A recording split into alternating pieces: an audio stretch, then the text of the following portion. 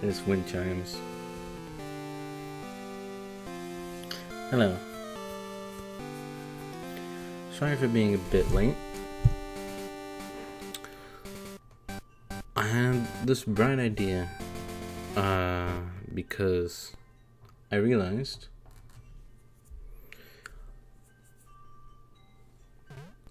since I didn't really like having to implement chat the way that I did on stream, I would instead have like a text-to-speech sort of thing.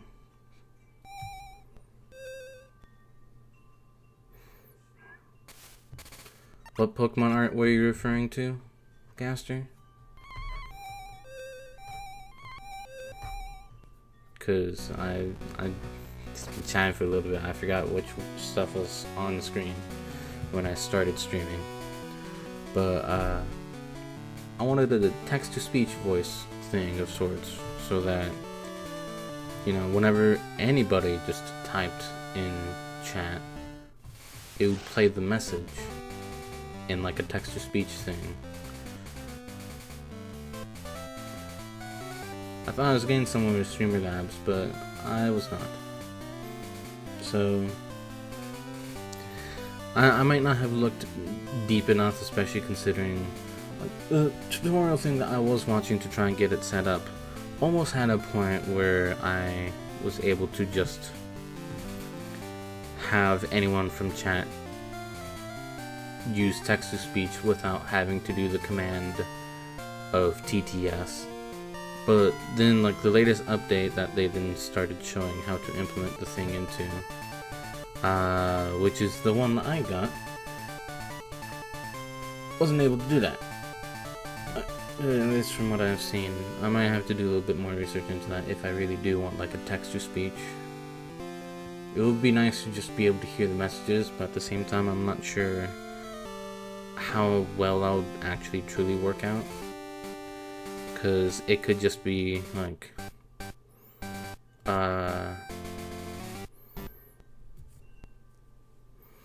it could just layer over itself when multiple people post messages that are like milliseconds apart or something like that. I don't know. Just thought it would be something cool. On my search though, before I was trying to use Streamer-Labs, there was another thing that I saw, but it does use AI voices, which can be cool and funny, but at the same time I don't actually really want to use like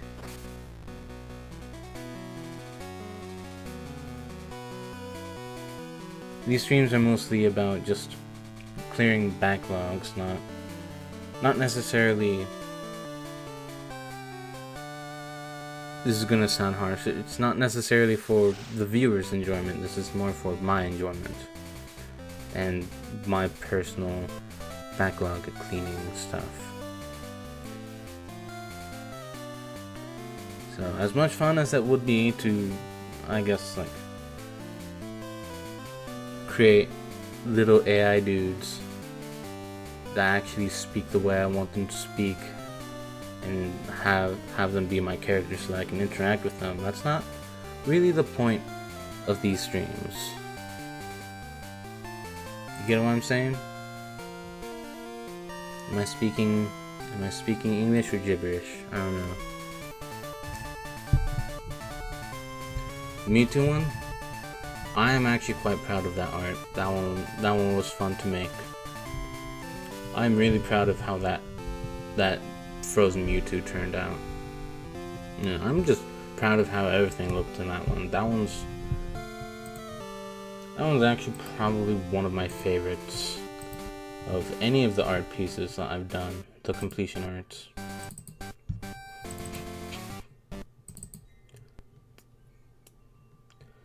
I have to go to props.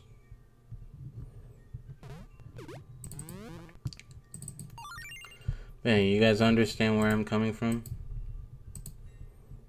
Like, I guess it would be fun to try, maybe, see if it actually sticks, but, not necessarily the main thing for these streams. But yeah, this piece is my favorite especially of the Pokemon ones, because I mean, this is the latest Pokemon completion art I've done, because the first one was this one, which I honestly thought I was doing good at the time, but now I see that it just sucks. And then there's this one, which is okay to an extent. I'm proud of how some of the things here turned out, but honestly, this one was the best one.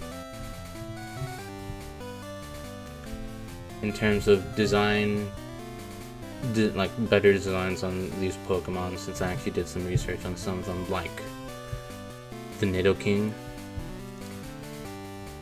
and just continuing to use the color palettes that the game provided and not necessarily the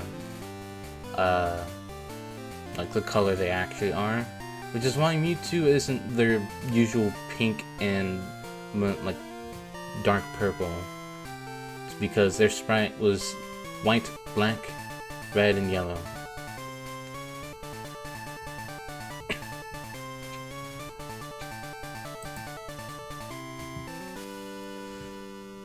But yeah, it's my favorite one so far.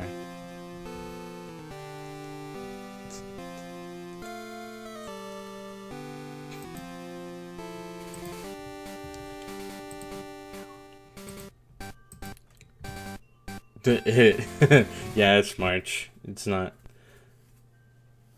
May yet. I know. It certainly feels like it should be May, but it's March. Also, hello, Golden. As I was mentioning at the beginning of the stream, I was trying to set up a thing right before I had to stream that would implement some sort of text-to-speech. So that whenever anyone chatted, regardless of what was actually in the message, no command necessary, I would hear the text-to-speech thing relay what they said. At the moment, I cannot figure out how to get that to work.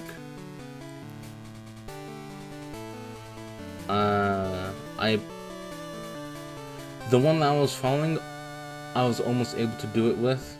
I was trying to use Streamer Labs for that, or StreamerBot, which then had SpeakerBot in Tangentum, but you know, I got the latest version of both of those, and for the latest version of both of those, the one time the dude went out of his way to showcase the ability to have chat speak at all times without the use of a command in chat, was with the older version, and they didn't do it with the newer version. I'm like, what the fuck, man? I wanted you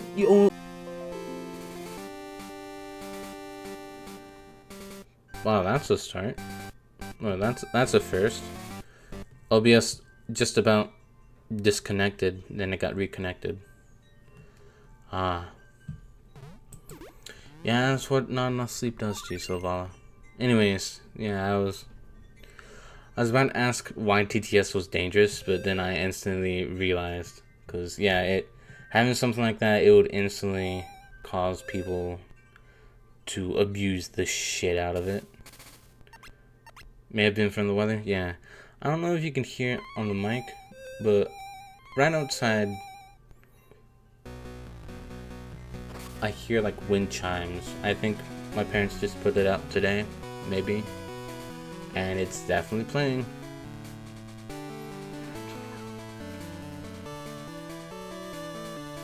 I also hear parts from the pool that we have yet to fully deal with. Stream lagging.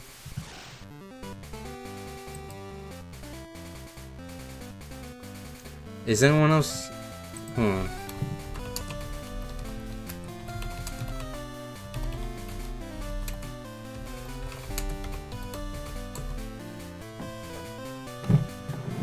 Those chimes sure do be winding. It's better now?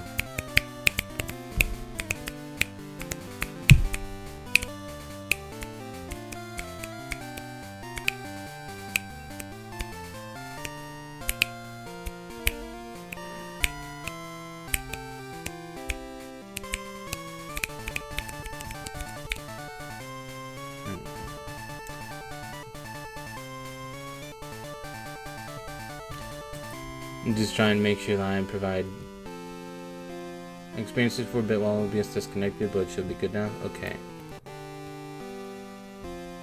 That's good here. Yeah. Alright, so yeah, a lot of people could definitely abuse that text-to-speech thing. I really wanted it though, but you know, it wasn't able to do it with StreamerBot yet. If I did a bit more research before stream, then I would have been able to, probably. But I think I need a bit more time to figure that out. Also, the last thing that I want to repeat before we actually get into the game, which I have open, which is why you keep hearing the intro. I did see a thing. I guess I could try and bring it back up. Whoa. Game, you didn't need to lag so hard. Shit, I closed the window. I did not close the window.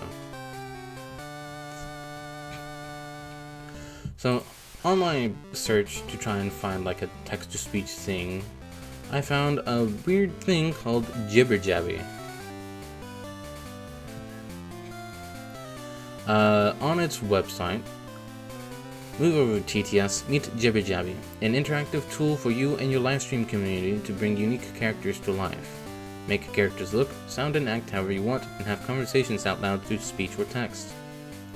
Integrated with Twitch, StreamElements, and Streamlabs, compatible with OBS Studio and VTube Studio. It's a standalone program so you can use it on its own or with any streaming platform / setup.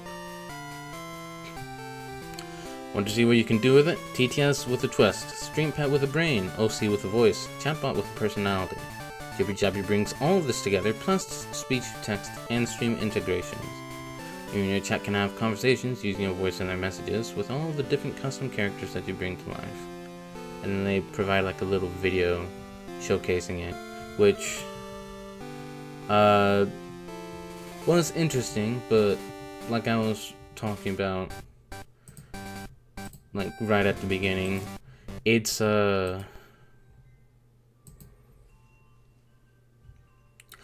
much fun as that could possibly be, I don't think I'm going to ultimately end up using something like that, because for the most part these streams about me clearing up this backlog and not so much about like creating content, you know?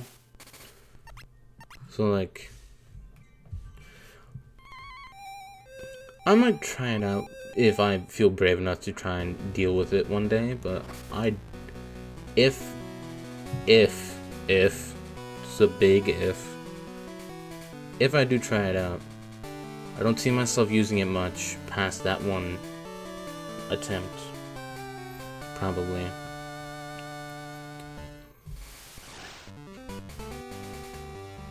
So yeah, you know, sorry about you guys, but you're not getting the multiverse.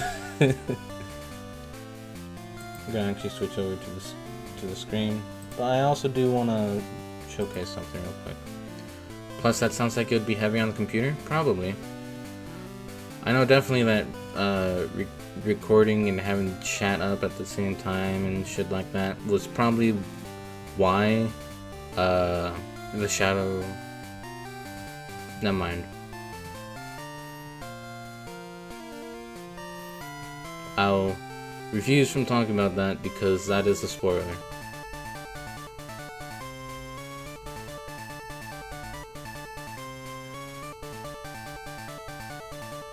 Well, I almost figured out how to actually integrate it, but the thing is, I don't want people to type in like a command like !TTS in order to actually have the text-to-speak function work. I just wanted it to relay all of chat so that I didn't have to constantly look at chat and read chat. And also I didn't want... What occasionally sucks is that when I read something from chat like my cat just got come from my lap, you could make the assumption that that's me relaying what's happening to me, but I'm clearly reading something from chat here. So that kind of sucks. So I want chat to have its own voice. But, you know, I don't want them to have to specify that they want to make that voice. When I heard Shadow Owl, I thought it was that speech from the Sonic fan dub. You keep thinking that. In unrelated news, how far are you in Paper Mario: The Thousand Year Door?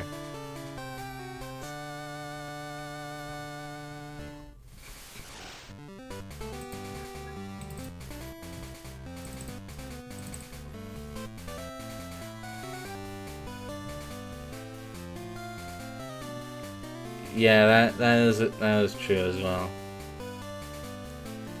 Yeah, it was just something I thought about, so I tried getting it to work. If I did decide why not use the command thing, I would have been able to integrate the TTS thing tonight before I started streaming. But because of the step where I want all of chat to be relayed and not just the ones that specify the command, I decided against it. It could just require a bit of extra work, but you know, it was also like 10:00 something.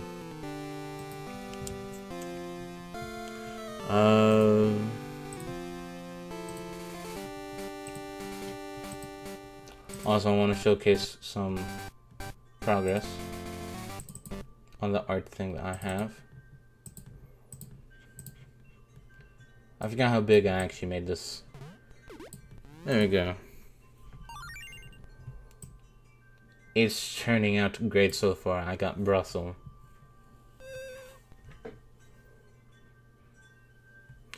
I know it's a long game, and part of me is a little bit impatient at not having many people to talk about the game with. So, you know, you don't have to listen to me. I just really wanted to talk about all the stuff that I've encountered in that game. Cause God, that was an amazing game. But yeah, I figured out how the jaws work on an animal-like character.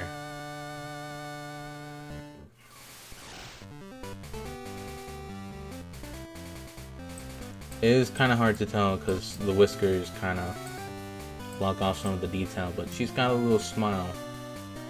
She's got like the happy kind of smile.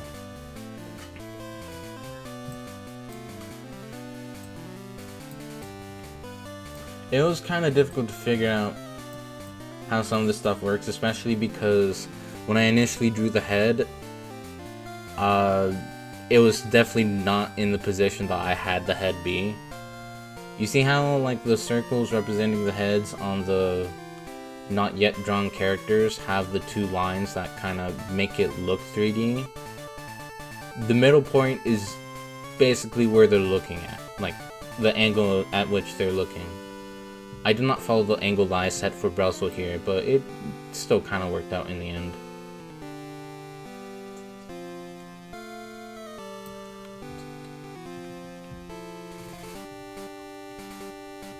Yeah, she's excited. I'm quite proud of how she turned out. I was having the most trouble that I had with her was the hair.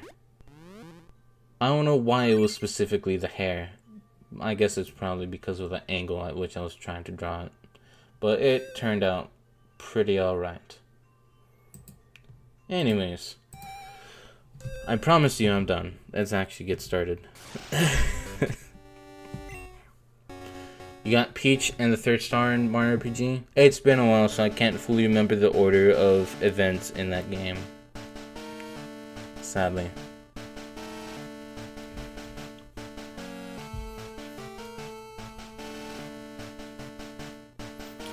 I know Mac's the first boss.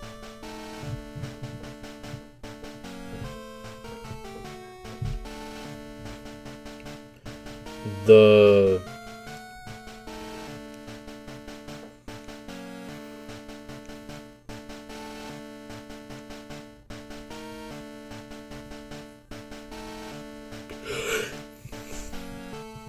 What was the second boss? Was that when you encountered Gino? Or was that the third boss?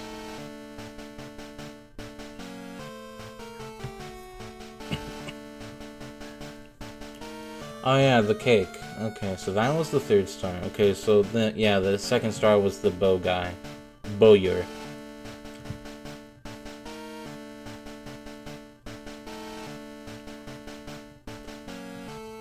You're most happy about the fact that Computer 27 is there? I mean, they've essentially become, like, the character that represents my computer. Or, you know, anything tech-related that the game throws at me. Most specifically, my bad RNG. But yeah, that was...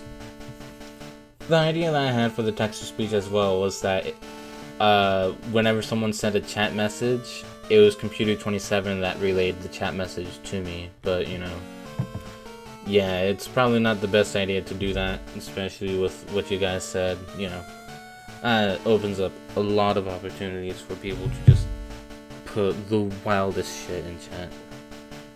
Cake Boss ate up all my revives. Ooh. You hate to see it. I don't remember having anyone died in that boss fight, but then again, it's been like a literal 2 years since I've played that game. So I can't remember much of my experience. The only part of the experience I remember very well, I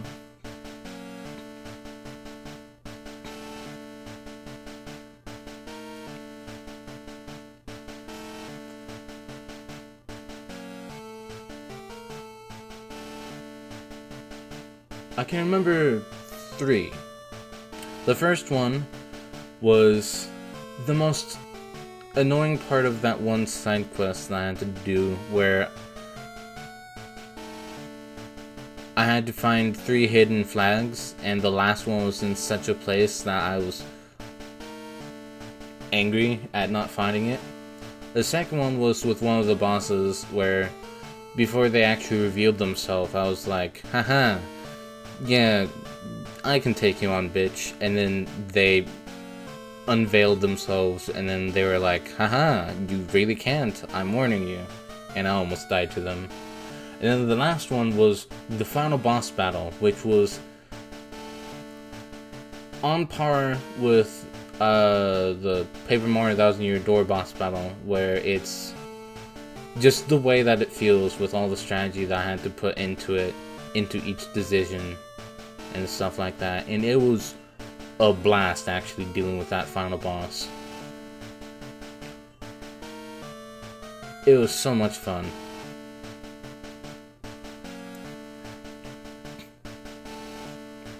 It has like 2 unblockable attacks, and those can kill you if you're trying to move fear and heal. One thing I want to learn from my art, for my art, is Blender, because I was thinking of getting the 3 models of the Pokemon I want to draw and making them pose. That's not a bad idea. I mostly tried using Blender to make like 3D models of the characters that I have, but the thing is that I just suck at 3D modeling. Like, I got it again very recently to actually try and do a very low poly Buster model, and so far it's just like, it's a drag. 3D modeling for me is such a drag. It's just, I can spend a lot of time on the drawing, whether it be a full-ass scene or just a character. Of course, obviously the scene takes longer depending on what the scene is, but still, you know, but since I already know how to draw, and it's pretty easy for me to actually make designs in drawing, it's easy for me to design in 2D. You know, characters are fun for me to design in 2D. And I do kind of have a weird idea of how they look at specific angles. Like, I've always imagined Buster's head to be like a rounded cube type thing, but you know, obviously when his head turns, it doesn't actually do that cube thing where like a whole side disappears. It kind of looks, if you were to look at him like spinning in a circle, his head will look more like it's like a cylinder with the way it kind of goes around or something like that. Which is something I can get away with my style because it's 2D and not 3D. But you know, it just with 3D, the fact that you actually have to manually put, and you know, I'm not great at 3D to begin with. I do struggle with that a little bit, but yeah, it's just, I really do want to hire like someone to make 3D models for me. But, you know, one, that will cost a lot of money. Two, I haven't really commissioned many people aside from maybe one person. I think I've only ever commissioned one person. I think I've commissioned them twice. And that was the friend I had that was the owner of Bound Break before I left Bound Break and stuff like that.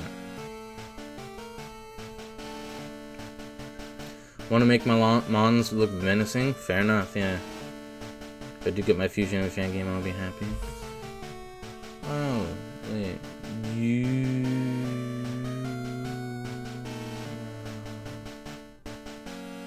made a Raichu and Lurantis. I have no idea what the fuck a Lurantis is. Alright. So, let's see. Alright, let's look at the Pokemon that I have on my team right now. So, since they are my starter, I do want to beat the Elite Four with them. This is Charcoal. Plant Mantis creature. Charcoal's a level 39. A very high special attack, decent speed, the lowest status defense.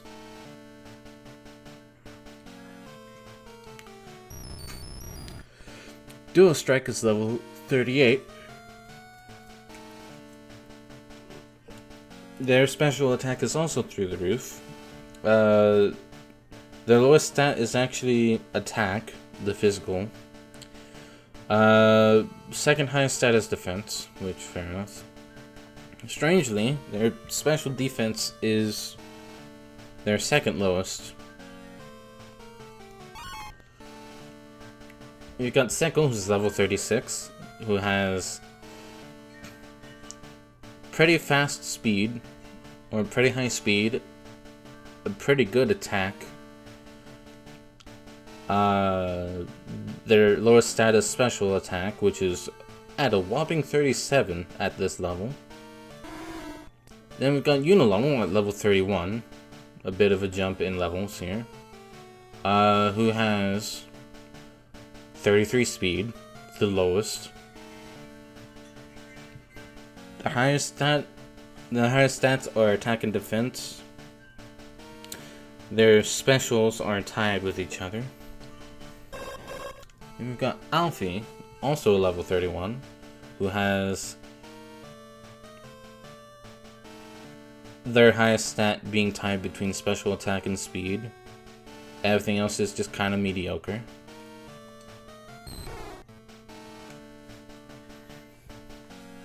And then I believe this is our last one. Our new member at level 26, Drare, our Dratini. He's got 47 attack right now because he's at level 26. It is the highest, with everything else being in the 30s.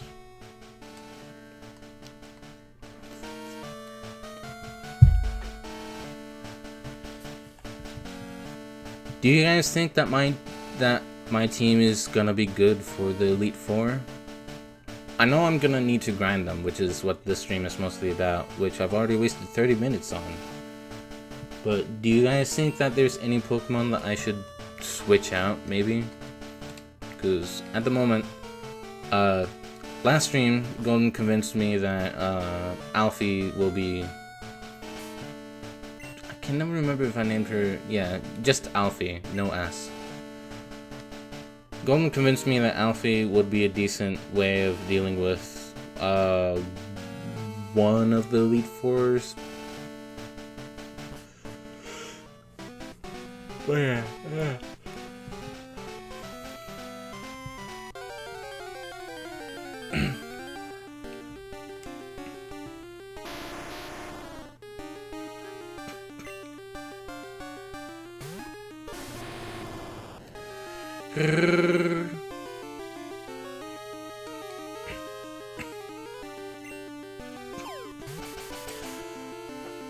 I don't know if it's gonna work, but what if Smokescreen caused Explosion to miss? Damn it, it didn't. Spoiler alert, it did not. But Charcoal survived.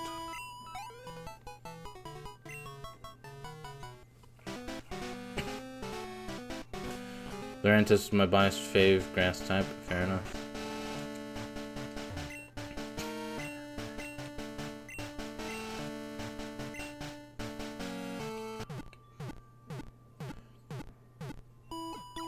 Once it's leveled up, this team is probably going to make it. There's going to be a bit of struggle, but the champ has 3 pseudo-legendaries, so it's not a surprise.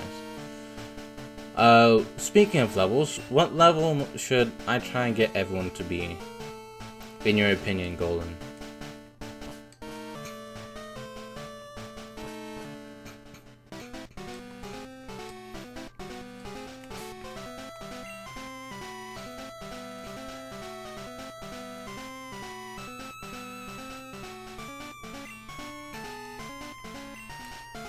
Let's try and train Unilotl up alongside Jer. He's right behind me, isn't he? Oh my god, what a perfect Pokemon to get after saying that. And it's a boy, so I didn't need to change it to she. Mid to high 40s since the champ's highest Mon is level 50. Alright.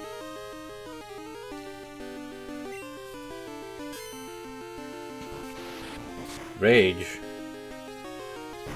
What are you raging against? I just found you, and this is a bit rude.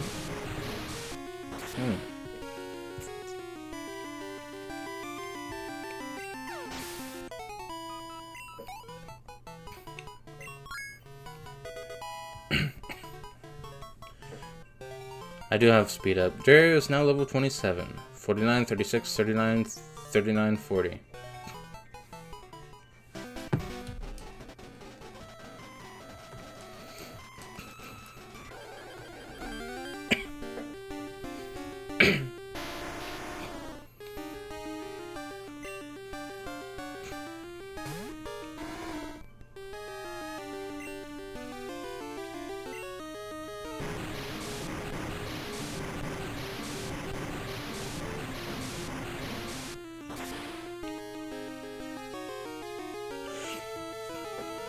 Thank God you know what to do with these things.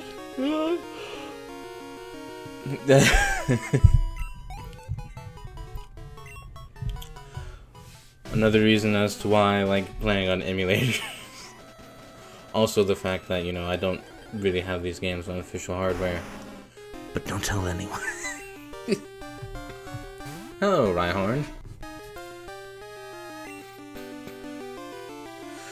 Hey, remember when I was trying to ask you why you were ignoring my sisters? Oh god, why? No! The water!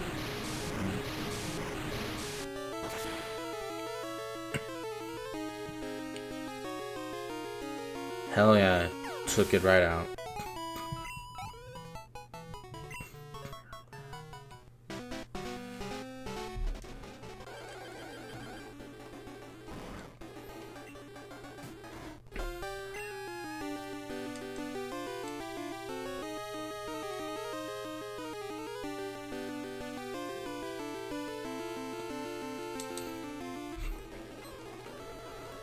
Oh no, you're hurting.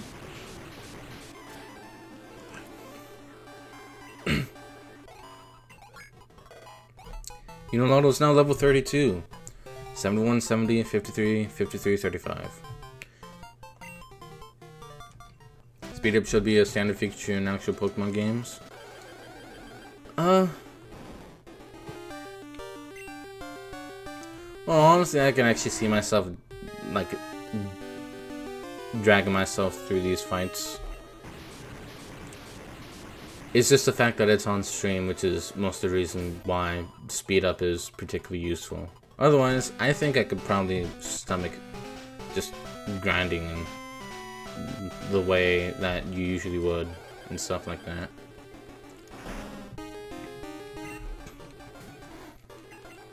Imagine if I find my first shiny trying to grind for the Elite Four. That'll be funny.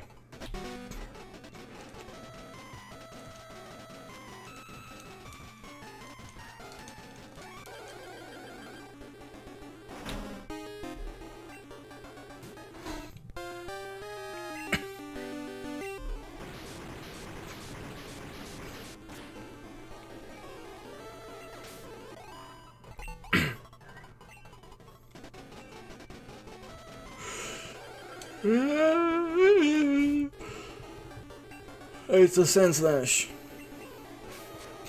Ouch. Fucking hurt, man. Why'd you do that? Here, let me just drown you. Oh my god, it's alive. And I don't... No, I think I put Quick Claw back on Unilateral.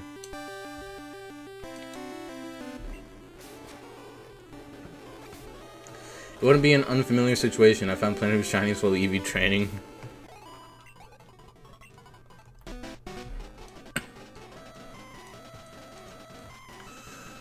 So Golden, since you are into competitive and stuff like that and actually know how to EV train, do you actively do that with some of your challenge runs? Or do you just play it the way I would, where I'm just like, any Pokemon I find, I'm fighting it. Unless it's a Pokemon I don't want to deal with, in which I don't.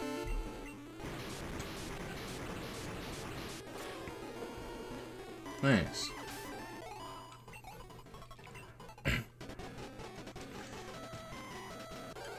Does Infinite Fusion have all the gens? Or, sorry, all of the regions?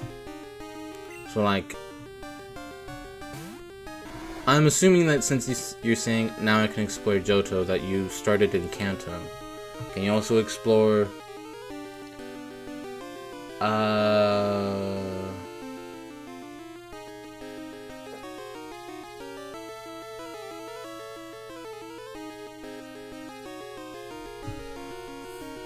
right. Can you also explore Hoenn? No, only Kanto and Johto. Alright. I just remembered the name of the third gen's region, and now I'm instantly being told, no. No.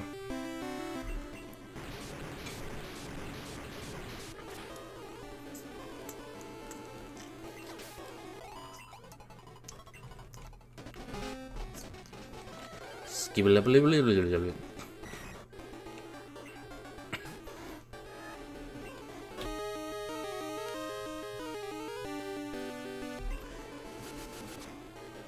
Fuck. Sure.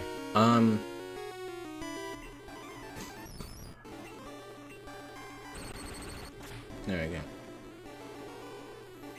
Damn. It didn't murder him. How is this Golbat so strong? It's 4 levels underneath me. Still got it in though. There we go. Drare now grew to level 28. 51, 37, 40, 40, 41.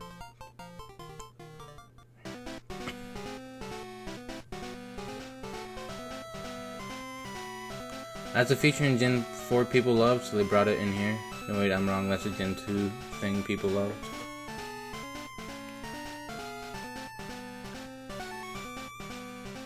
You usually do EV training unintentionally for your challenge runs.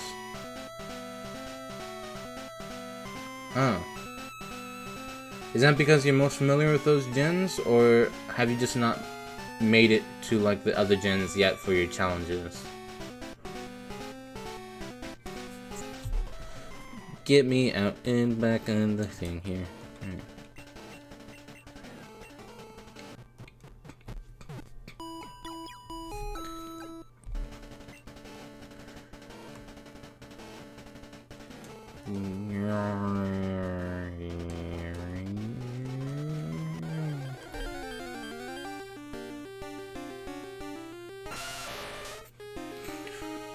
Why have you been murdering all my babies?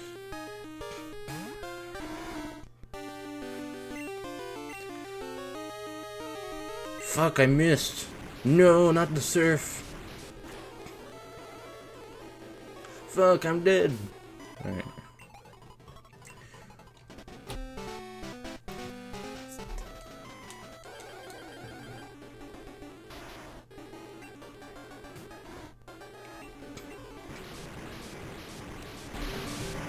For the bug run challenge, I haven't made it past Johto yet. For Nuzlocke, I'm more focused on survival.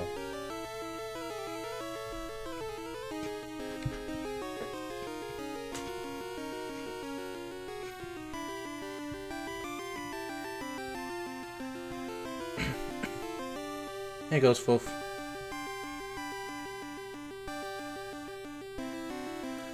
So Golden, you do have Nuzlocke in other gens? By the sound of that comment. Speaking of that, that is a thing that I would like to do on the stream at some point, is trying to do Nuzlocke.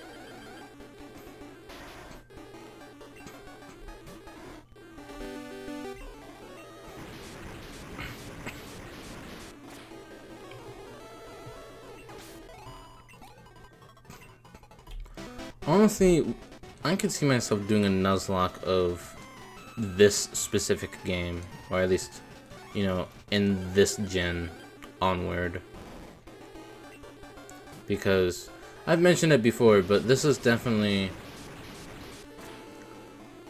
I definitely prefer this over, like, original Gen 1 games. Unilaw is now level 33. 74, 72, 55, 55, 36. And Drainer is gained yet more experience points. Fuse your Blastoise with a Zapdos.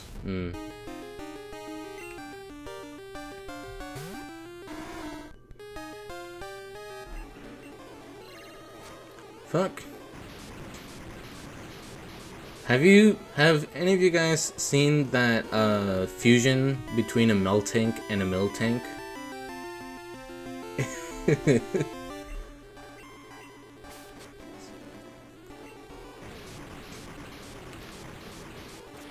Stop trying to murder me. There we go.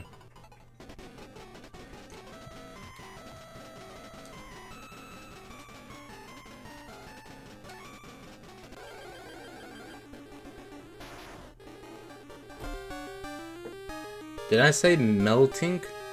I meant Miltank. M-I-L-T-A-N-K. Nope. Alright. You know what?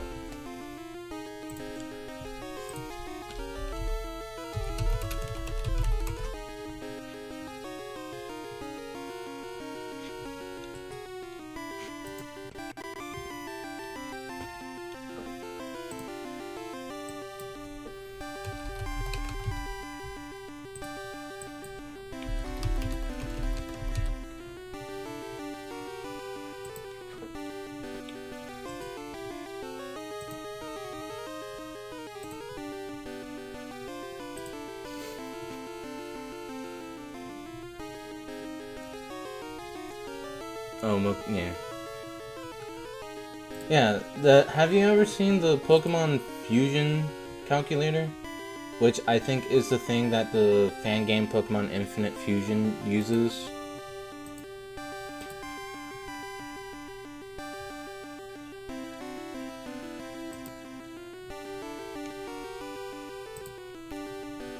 No, look. You need to see this.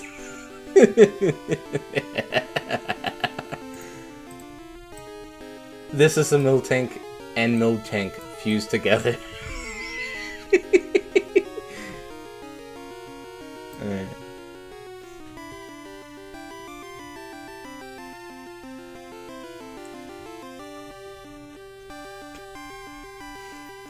Alright.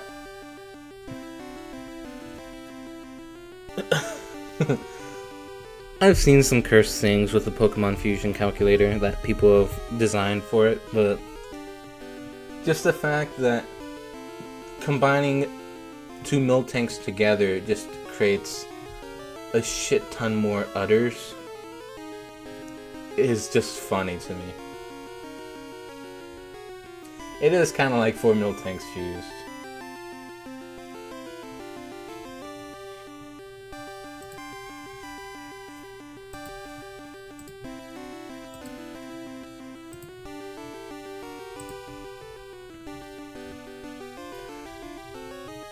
Ability thick fat / scrappy sap sipper? What? What do you mean?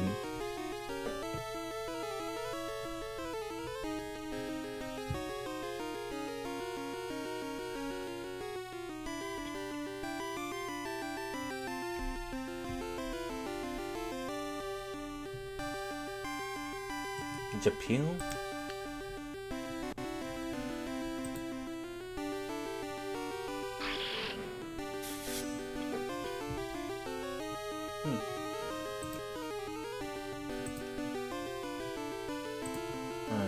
I just wanted to show that.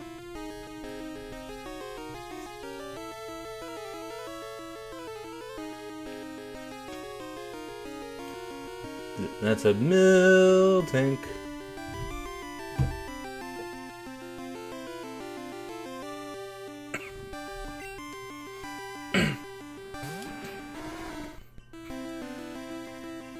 I remember finding like a YouTube video. I think I downloaded it because it was just funny, but there's this song. I'm going to assume it's called I'm Only Human After All, but someone kind of overlaid the part where the guy in the music video is just spinning in circles singing I'm Only Human After All and stuff like that. Meanwhile, it's showing a montage of like all the Lopunny fusions and or maybe Gardevoir fusions, because of course 8.5 nipple. So, what the hell is a half nipple? Do I want to know? I don't think I want to know.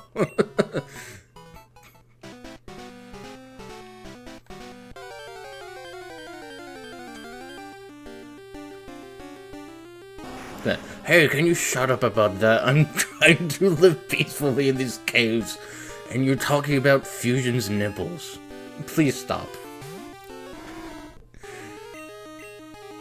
No, my only weakness, water.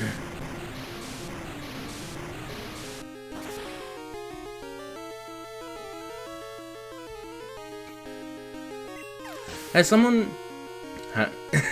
Yeah, you and me have the same reaction, Golden.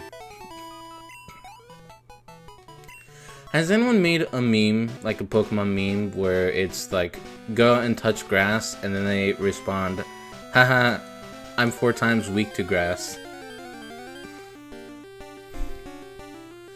Oh god damn it, it's my nemesis. Nemesis. Nemesis. Nemesis.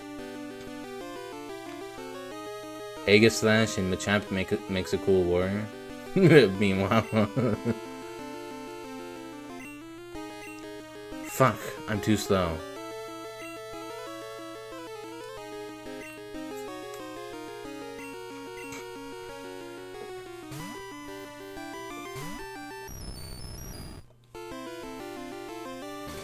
Yes, actually, I fucking knew it. Why'd you try biting steel? Are you a dumbass? That's gotta hurt your teeth. They're made of bone. Duostrike's made of literal fucking steel, man. What's wrong with you? Ah, that does make sense. I think I have it saved, actually. Of course you would. Come on, Duostrike. Fuck. Duostrike's already confused. All 3 eyes are doing 3 separate types of rotations. One on the X, one on the Y, and one on the Z axis.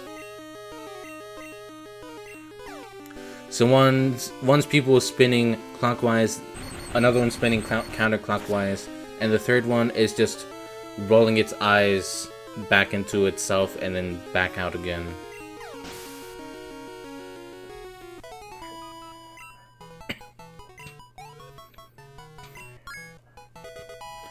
Drare is now level 29. 53, 39, 42, 42, 42. Drare is trying to learn Slam.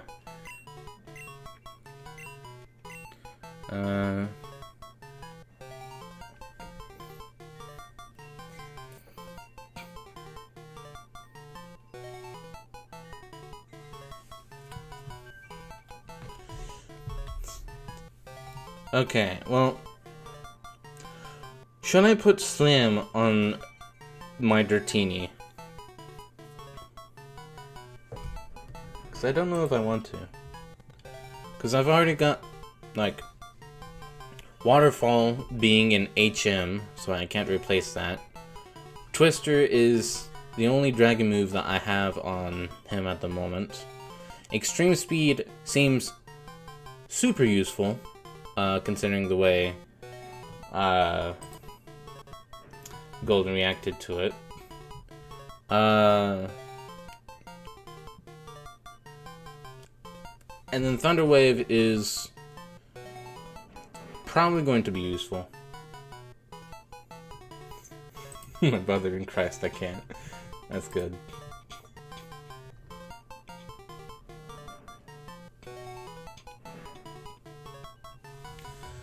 LeBron James reportedly forgot to look at the fucking boss blind? What? Huh? Oh, it's Belatra.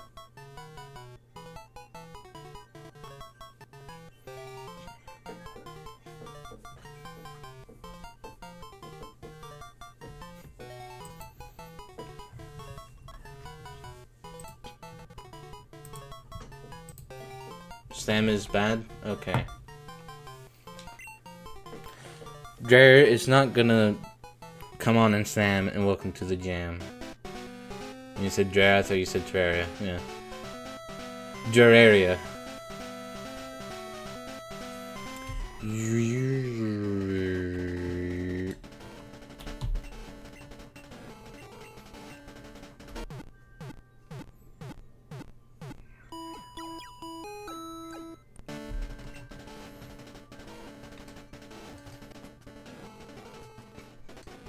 It's just as strong as E-Speed, but 75% accurate and no priority. Ooh. Extreme Speed has priority and is 100% accurate, then, I guess. So Extreme Speed to me sounds like a better quick attack. Is Extreme Speed rare for Pokemon to learn or something? Is that why you were excited about the Dratini being handed over to me having Extreme Speed? No, you poisoned him!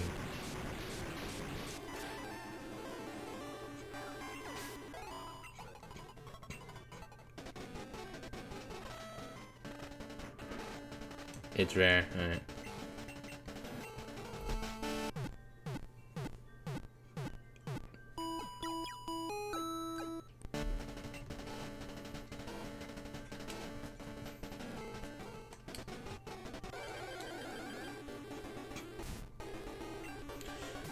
No, this bitch again. Fuck, you poisoned him again. How dare you? Solid power, perfect accuracy, super fast. Alright, thank God. Unilon doesn't really need to aim that attack, so thankfully that didn't matter. I'd be very upset if he missed that surf, honestly.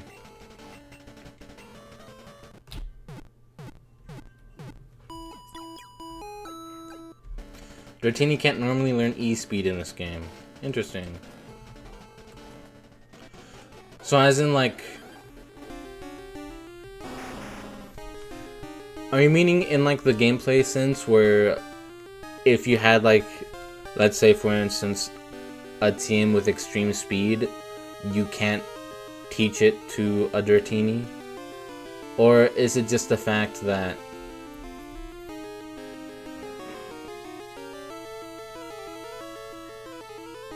like, how come it can't normally learn that in this game?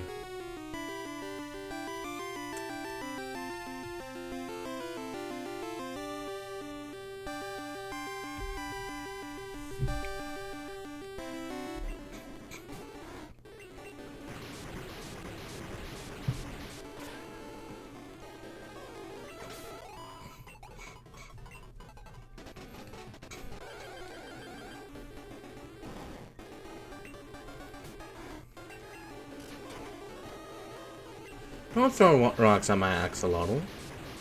You bitch.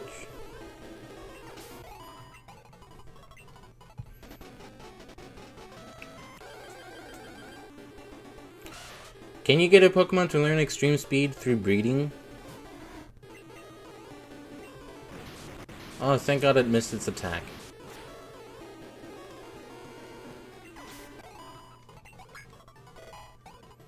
Oh. Unival's level 34, 76, 75, 56, 56, 36. I'm just wondering if it's possible to, like, doesn't learn it via level up breeding TM or tutorials only to get an extreme speed Dratini and Gen 2s from the gift Dratini. That is strange that they'd have it like that. So it can't pass down extreme speed onto, like, its own child.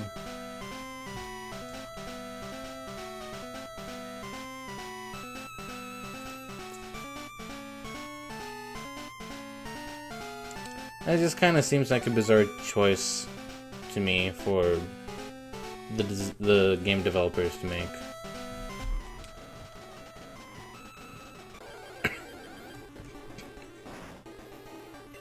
I guess to make it feel more special? Fair enough, yeah.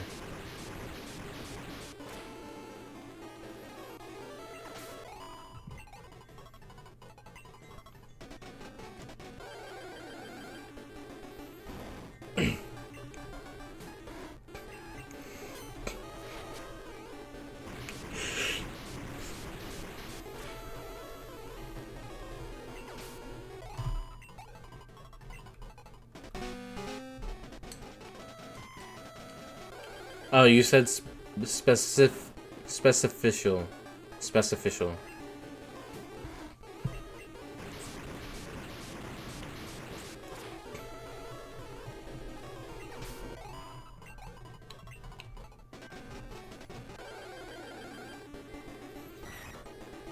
Fuck, it's a bat.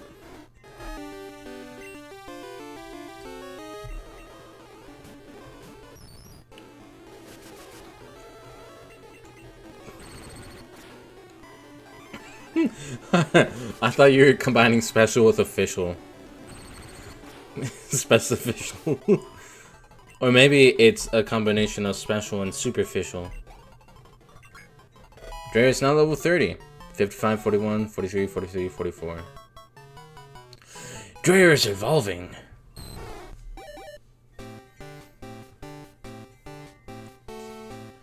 Oh, look at him. Oh my god, he's adorable. Your Drare evolved into Dragonair.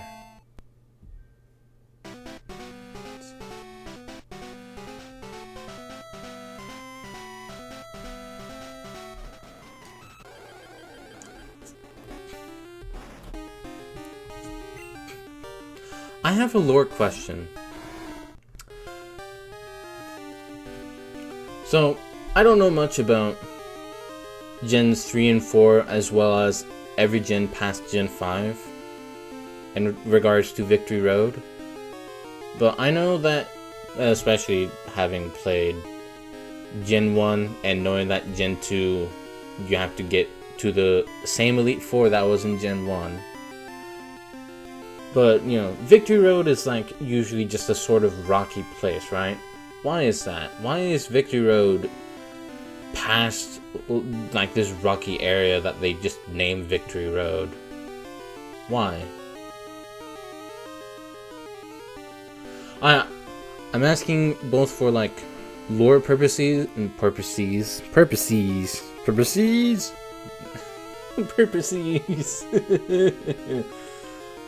For both lore purposes as well as like gameplay purposes, because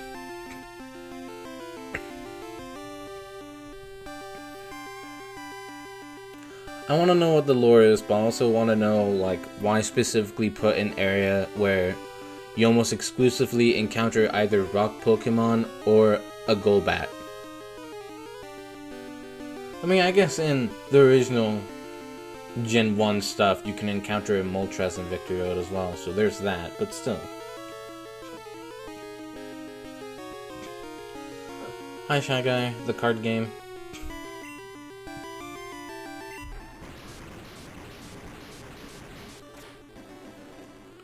Yeah, especially with like EV training, because, you know, especially for people like me who don't try and focus on that kind of stuff, that stuff's unintentional, but it's still happening whether you realize it or not. You still get the EVs from specific Pokemon you defeat. So like, why specifically have only rock Pokemon and Golbat as like the final set of Pokemon, that wild Pokemon that you deal with before you make it to the Elite Four? Is there a reason for that? Does anyone know? Oh yeah, I should probably check out Drair's stats now that he's evolved.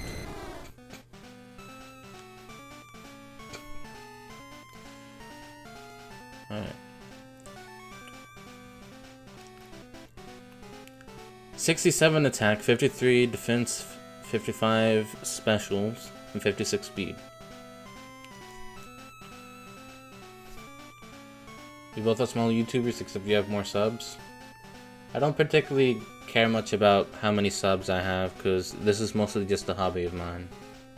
Because I'm trying to get through my backlog, and I'm just streaming one so that I can interact with people as if, you know, I'm playing a game and people are just coming in and looking at what I'm doing and being able to chat with them, as well as just to document my progress on the backlog.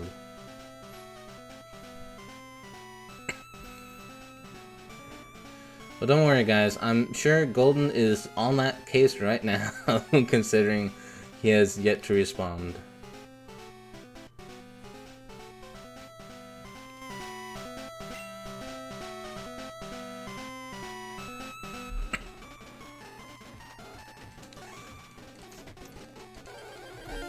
Mid to high 40s.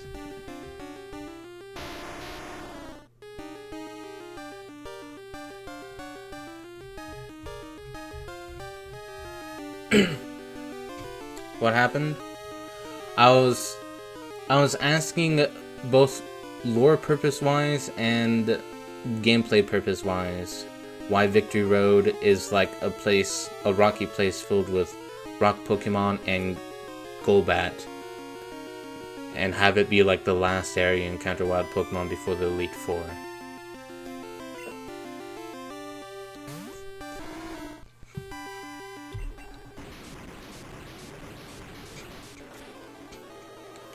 The cats were trying to throw some things? Uh-oh. Don't let them throw some things. If they learn how to throw, then they'll be unstoppable. Trust me, I know. I have a familiar, and I am a cat, as you can clearly see. You just bit down on my axolotl, you prick. Good question. Next question.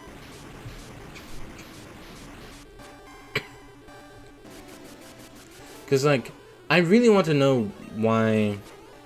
Okay, stop flinching my Unilol. Stop. God damn it. You're gonna murder him.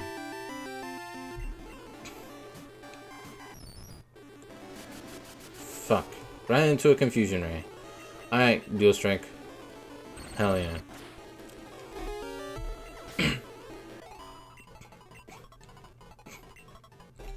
I just want to know lore-wise why every Elite Four... Well, every Elite Four that I know, because like I said when I asked this question, I know Gen 1 has the Elite Four behind Victory Road with the Rocky Place, and since in Gen 2 you have to travel to Kanto to get to that Elite Four, you have to go through the same area. So, you know, same thing. And I know in Gen 5 you also have to go through like a rock-filled area filled with rock Pokemon, or the likes. I don't actually think that place has many rock Pokemon. I think it's the ants and the moles. But, anyways. Oh, and I guess the Anteater. But, you know, regardless. I know those gens have Victory Road being the rocky place. I don't know about any of the other gens, because, you know, I haven't fully gone through them. Because, you know, I haven't played them. Or at least played them all the way in some instances. But still, it's... I just want to know why they do it. Emma's a great familiar? I agree.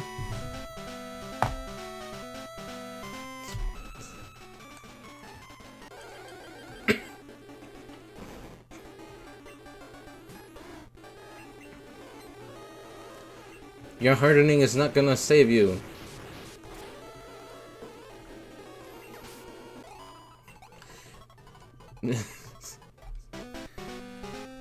If you're in rigor mortis for longer of a while, oh fuck, I'm very much butchering the joke I was trying to make. I'm sorry.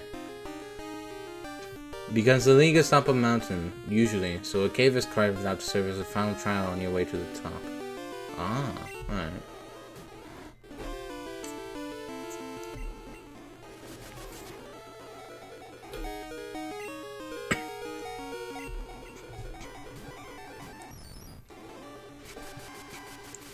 So, it's not necessarily because...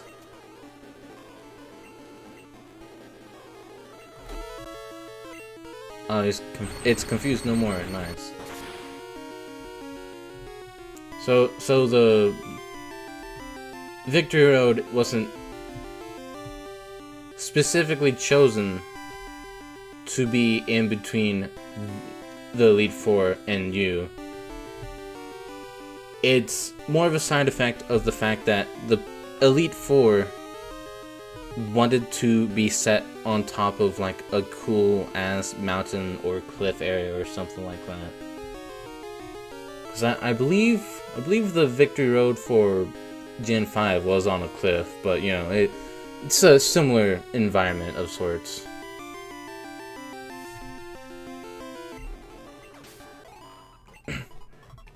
You okay, Carnage?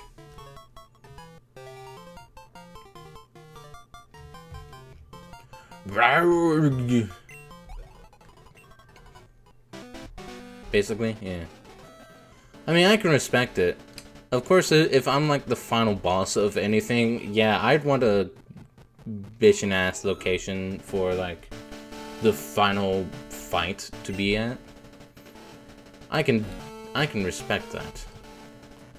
IMO, are you sure? You sound like a zombie. Roar. Brains. Brains. I think that was one of my favorite, like, sound effects from the original Plants vs. Zombies, because, of course, having, like, the ambience of, like, every once in a while when a zombie's on your screen, it'll do, like, the brains kind of noises.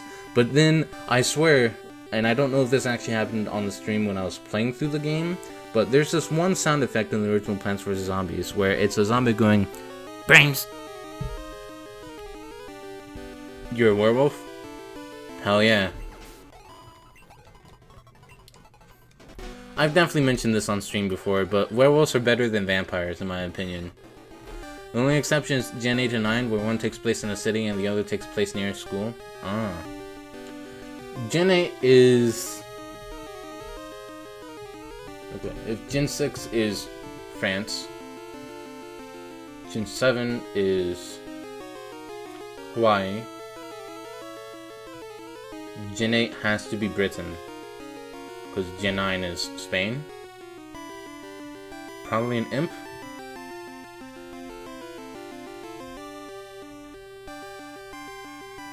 What do you mean probably an imp? Are you... Oh, zombie. I don't think it's an imp because imps only usually spawn because of a Gigantor. And I can definitely swear that it's only like with the mostly the regular basic zombies that already have the regular ambient sounds. It's like you're just looking at the decimation across your yard as you fight zombies while they're going brains. And then every once in a while you hear brains, brains.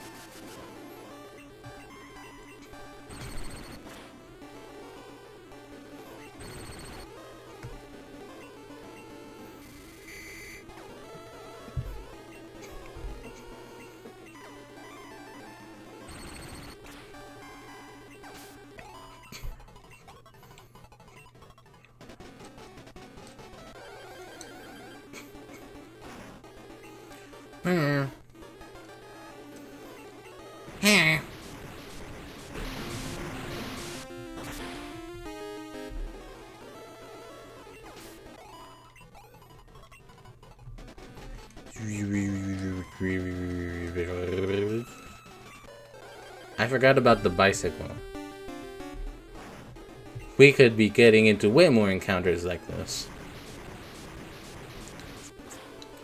So mid to high 40s.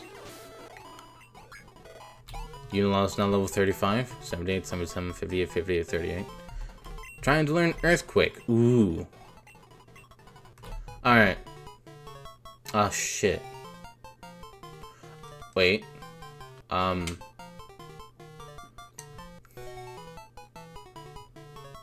Surf and Whirlpool are HMs. I don't remember if Dig is, but I do want to keep that as well. Which leaves the only option being Water Gun that I'd be willing to replace. Unless you guys have any better ideas. But Earthquake definitely seems like a move Unilotto should have. 3 times I was familiar from a friend, I was so nervous. Yeah, that's why my familiar is only fictional and not in real life. Dig as a TM. Yeah. Okay, so I guess that really leaves me with 2 options, and honestly, I don't really want to replace Dig. Because I feel like that's a useful move both in and out of battle. I'd say replace Whirlpool, but we can't. Yeah. I mean...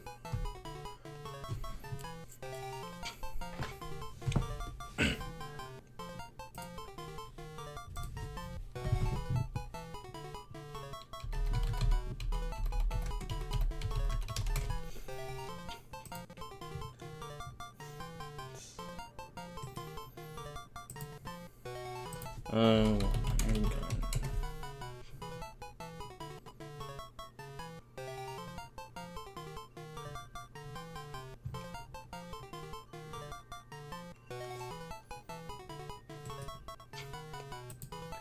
And then surf.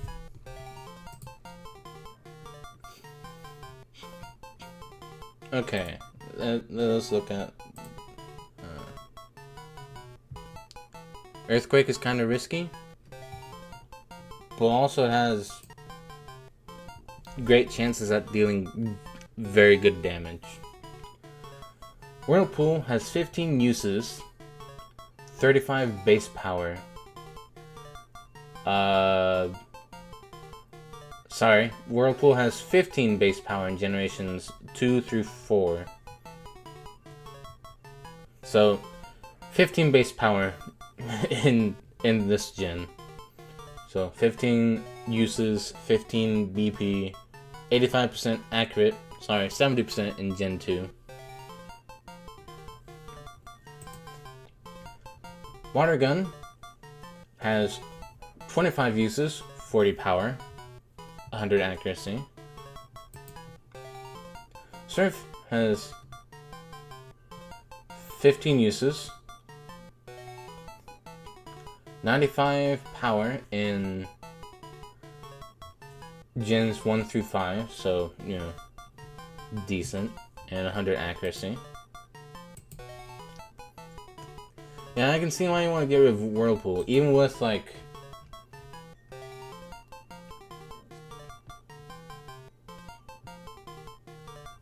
Oh, Surf can hit the target when they're in the middle of dive, that's cool. Alright.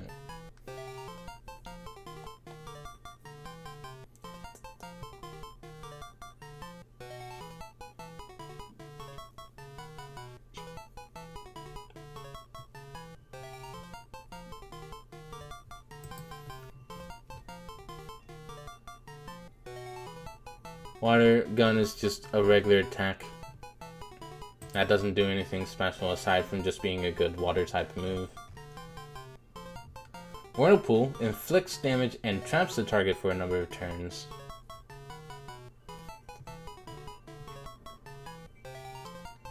It can also prevent a Pokemon from being switched or escaping the battle. It can also hit during dive as well.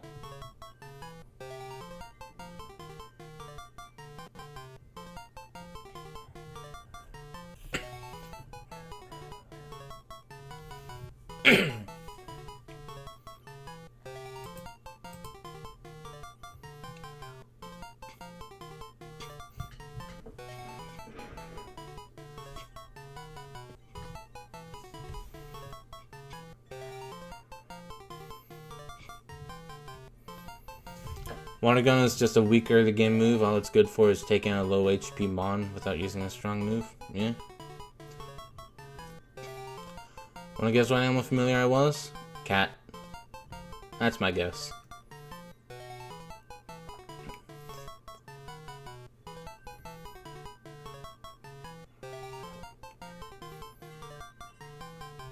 Escape ropes make Dig useless. I mean, outside of combat, yes, escape ropes do make Dig useless, but also Dig in battle. One, it has stab with the Pokemon that I have it on, so that's more damage. Also, the fact that Dig makes me invulnerable for a turn unless someone else also knows Earthquake. But still, it is a 2-turn move that makes me invincible during one of those turns.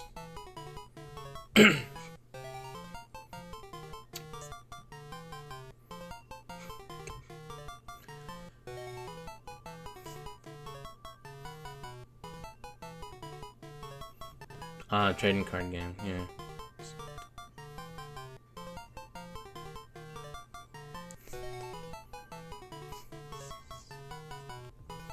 Earthquake is better than Dig in every way. I do want to keep Dig for the fact that it can make me invincible for a turn, and it's also still a stab ground move. I mean, granted, Earthquake is also stab, but I can still see Dig giving me plenty of usage. Water Gun is worse though, you have Surf. Why would you ever Water Gun? Yeah. Water Gun has 25 uses. Surf has 15. Surf is better in every way to Water Gun except for usage, which has 15 instead of 25. But even then, yeah, Surf is still pretty good.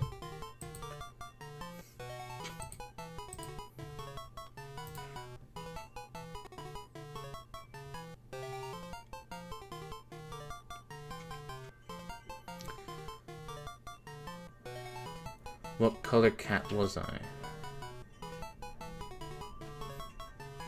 Black or white cat? I'd assume black, because not to be typical or anything, but usually a cat familiar is black. Dig is convenient for out-of-battle use since we don't have much room to carry escape ropes with us everywhere. Yeah. You still get hit before using the move. I do think I did put Quick Claw back on Unilateral.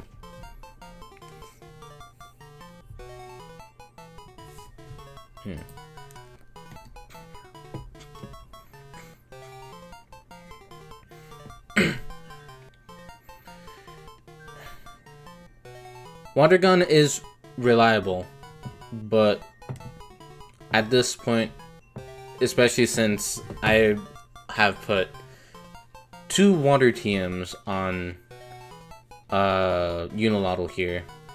Sorry, Water Gun.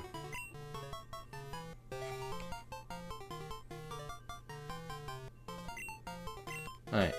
Unilateral has now learned Earthquake. If it activates on the turn you use Dig. Yeah, it does still require a bit of luck. Here, let's actually see, because Unilateral is holding an item. He did have the Quick Claw on him. Alright, now let's put that right back on you. Let's hope you don't run out of Surf, PP. Make Unilateral hold the Quick Claw. Well, here's the thing. Okay, let's see if I actually still have it. Okay. I have 3 Ethers because I made sure to not use any of them before the Elite Four.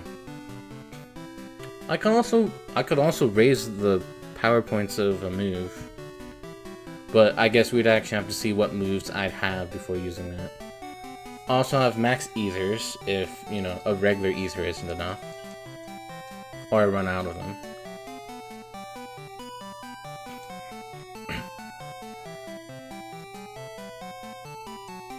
I also made sure to keep this Hyper Potion.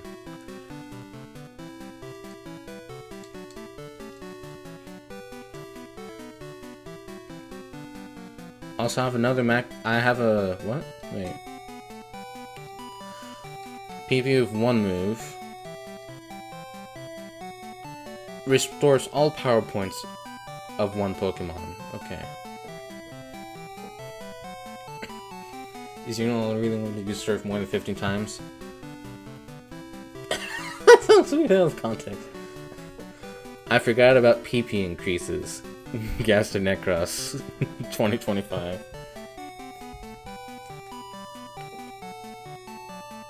It could be possible, maybe, that I will be using Surf more than 15 times, but also I'm honestly not sure. Alright, so once Drare gets to the point where I no longer need to level them up, they're definitely getting this item on them.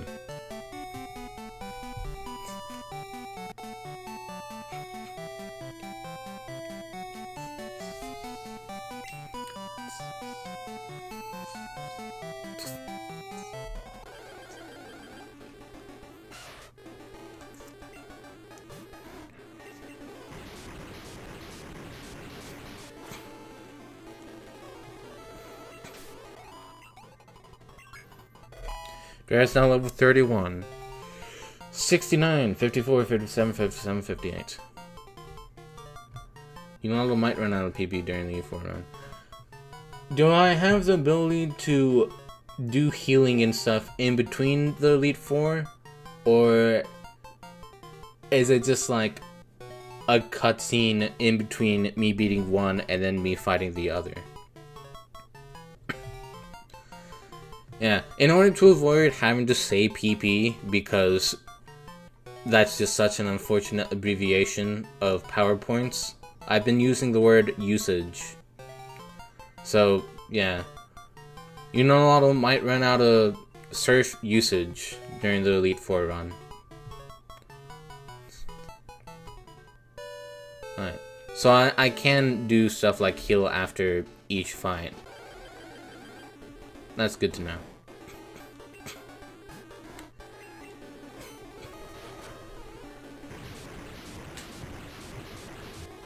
Unilateral use surf. Super effective.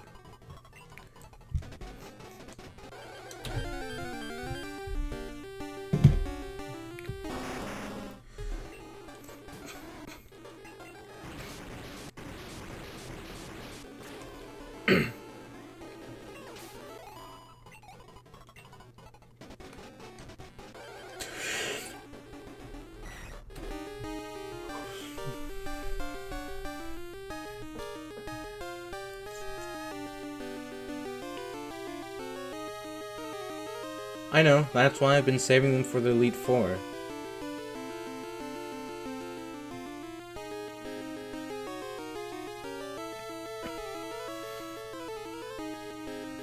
Unless you have a certain shark of games.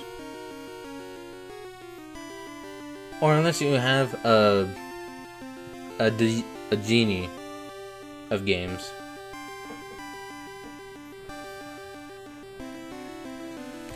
What the hell was AP?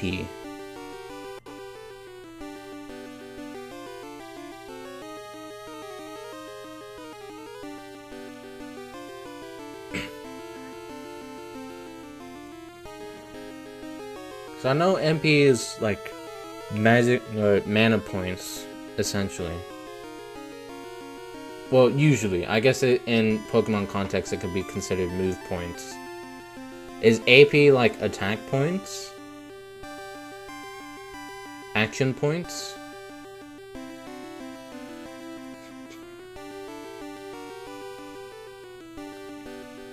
Ah. AP is used by another RPG, I forget which one. It's another Golbat.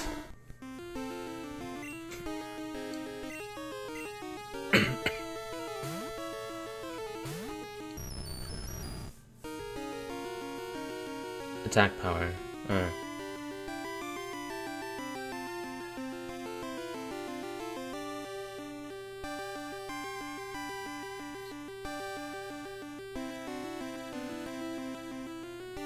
You mean attack points? Because that was kind of what we were talking about.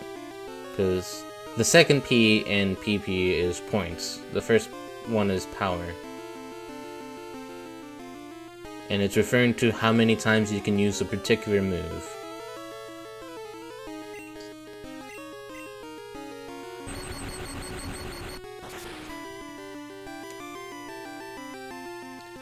You can only do... How did you survive that? No. You die. There you go. Nailed it.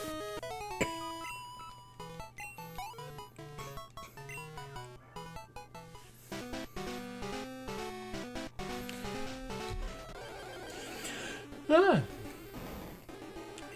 Onyx. No! He's wrapping Unilateral together.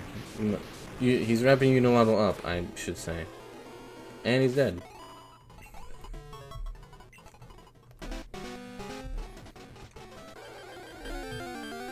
Hi, Mom.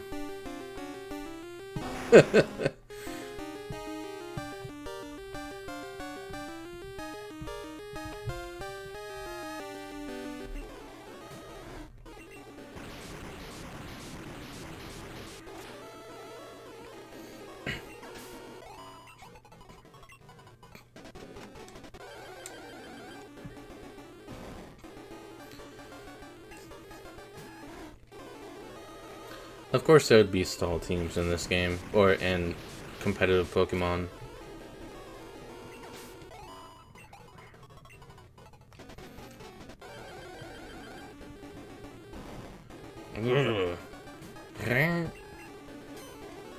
Oh no, that did like 2 damage. All of that rage just for 2 damage.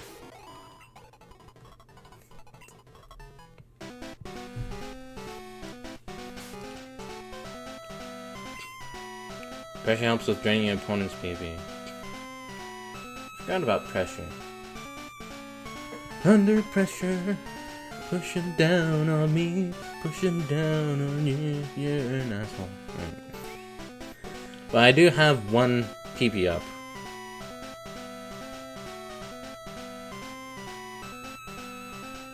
I do kind of want to see. I do want to wait on using this until after I get everyone leveled up, just to see which move I think I should use this on.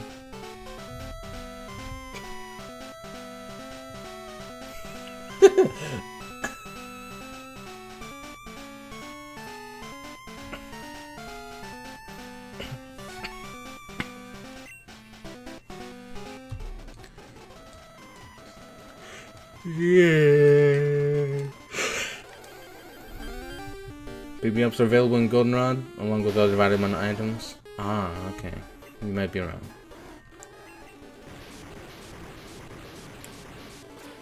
Got a style on you.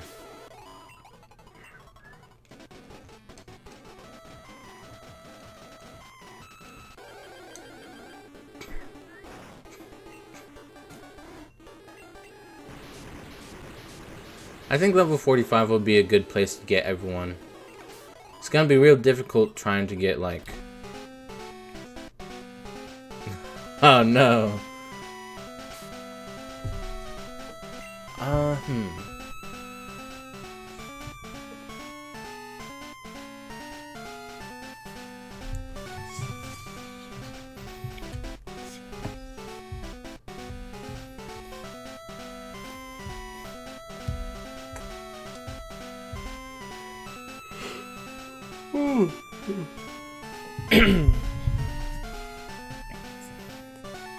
Okay. I'm mostly dealing with rock ground types here. One day when I own a gas station and name those pills PP ups.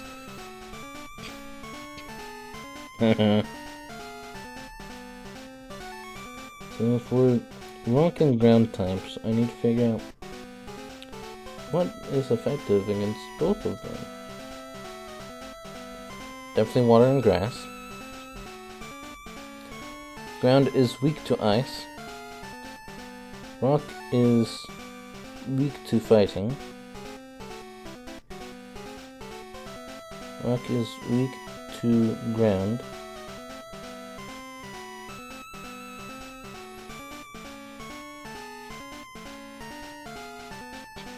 Rock is also weak to steel. I technically don't have any steel attacks. I don't have any grass attacks or fighting attacks. I do have ice attacks. I do have fire attacks.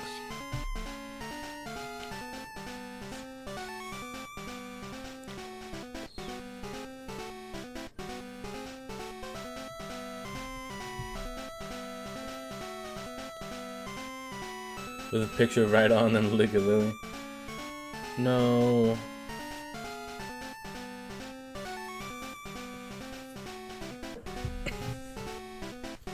No. It should be an Onyx and a Cloyster. Pokemon Universe gas station dick pills. They're flying off the walls. Alright, so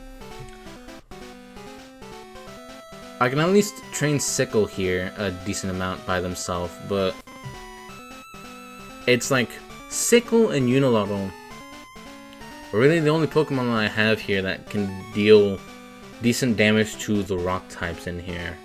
Any other Pokemon, it'll have to be like one of the others, because the only other Pokemon I've been encountering that isn't a rock and ground type is Golbat. Which, since Dual Strike can just take it out instantly, or almost instantly, apparently, with Thunder Shock. You know, Dual Strike's my usual go-to there, but I could also use other Pokemon like Rare, Alfie, Charcoal. Definitely not Unilateral, because Unilateral isn't gonna have a fun time dealing with a flying poison type. You say this like there aren't any other Pokemon that are beloved by furries? Gardevoir, Lopunny,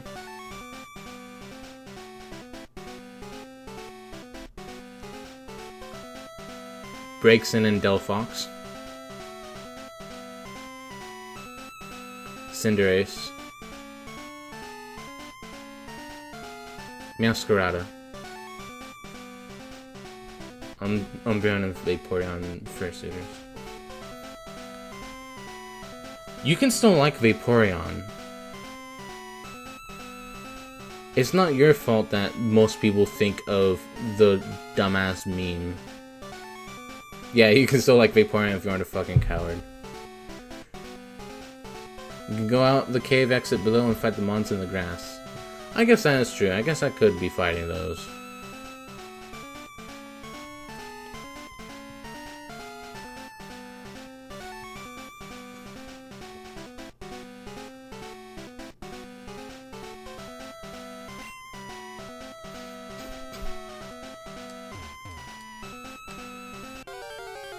I'd have to make it to the exit though.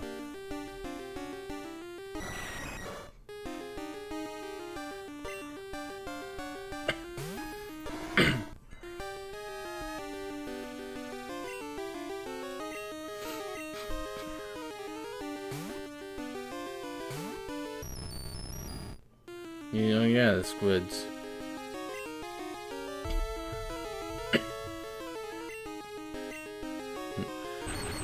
They accidentally.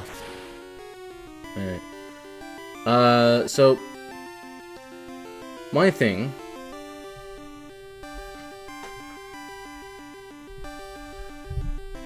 is that I personally do not care.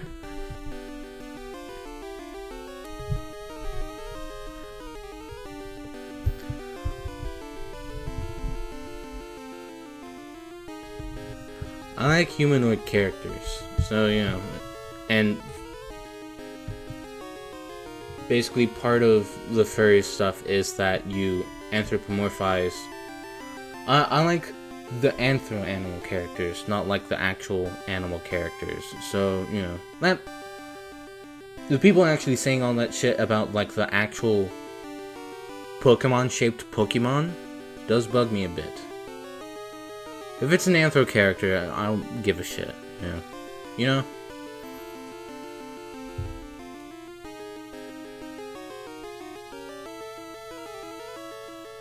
Make sure nobody gets any funny ideas with my starter. I'm putting Meowscarada. I don't trust thee.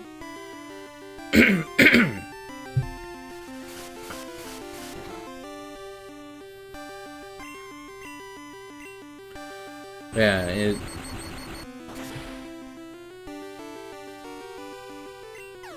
because of the way furries are, it really does cause a lot of problems if you try and like something like that. Especially considering some evil fucks out there that basically cause those, for lack of a better word, superstitions in the first place.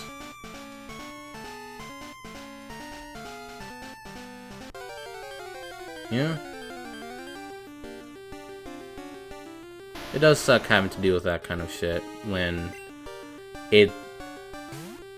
Most of the time, that's not really what furries are about. Those are just like the exaggerated ones and also the really bad ones.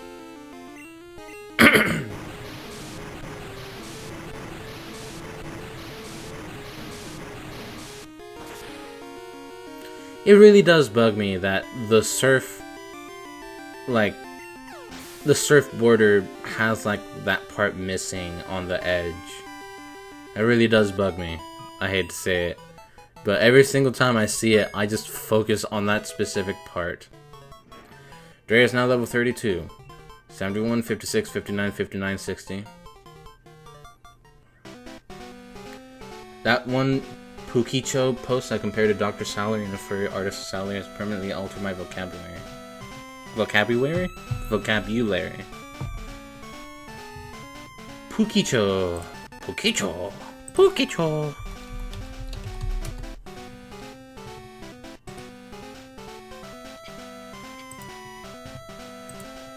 Alright, just searching Pukicho. First link on Google, at Pukicho on Tumblr. The blurb that is added to that link: I made some EDM trance video game music for this fella. This was a small scale gig, but I thought the composition was fun. hire me for game OST stuff, or... And then it trails off from there.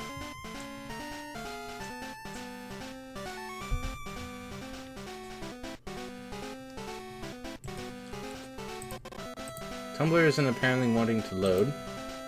So let's go to r/Pukicho.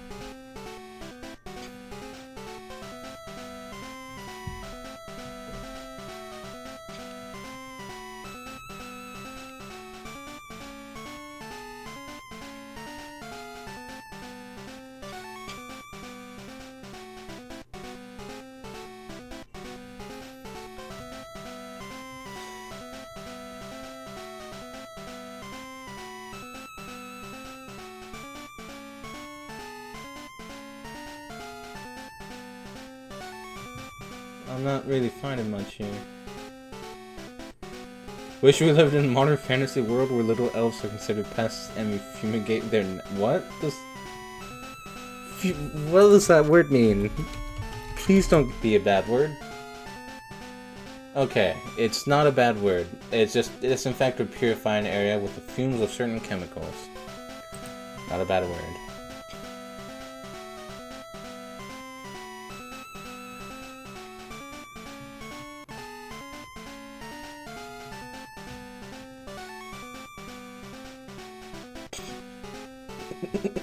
Okay, that's funny.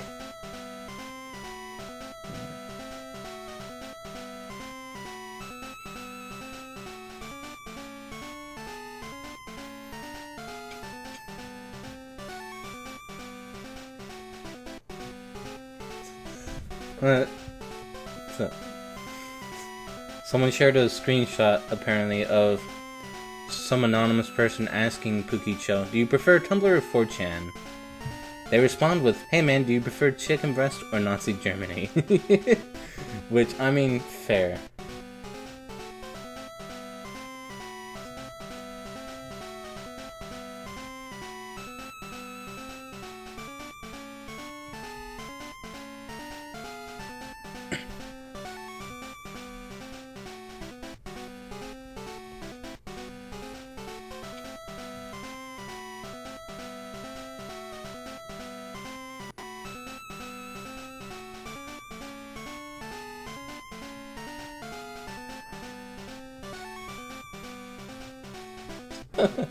Alright. I don't know what rabbit hole I stumbled down there, but, you know, let's get back on over here. Someone redrew the post that was talked about as a comic and someone else voiced said comic. Ah. Dr. Yif.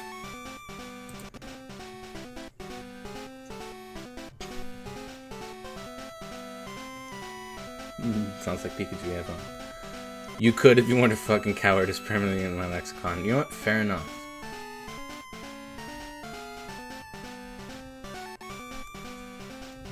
Yeah, it wouldn't be a first for me being in a rabbit hole, because remember that one time in the Yoshi's Island streams when we came across that bizarre-ass wiki? Because I was trying to search up Protogen, and the only place that actually had, like,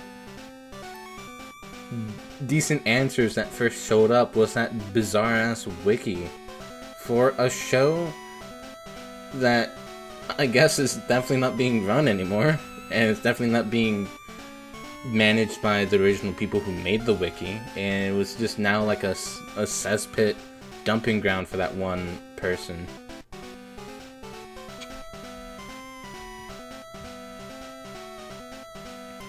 But yeah, as a little side tangent, 4chan actually derived from something awful. There was a... If I'm remembering this correctly, which I might not be, but if I am remembering this correctly, the people, like, there are certain groups of people on the internet even back then that something awful was, like, At some point, they just made an entire section of the website dedicated for them to just fester in, so that they didn't crowd the main posts and such. And then they eventually made their own little website thing, and that was 4chan. So all the degenerates that made 4chan were the worst degenerates from Something Awful, which is honestly pretty damn impressive for being known as the worst degenerates on a website called Something Awful. A show that is lost now, yeah.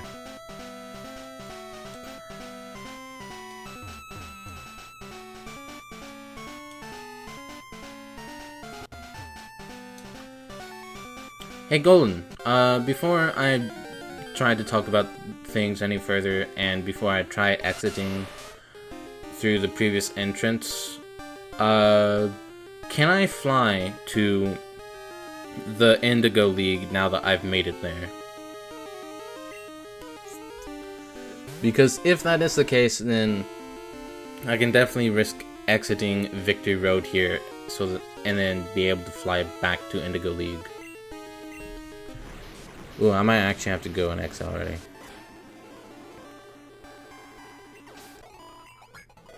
You know, is now level 36. 81, 79, 60, 60, 39.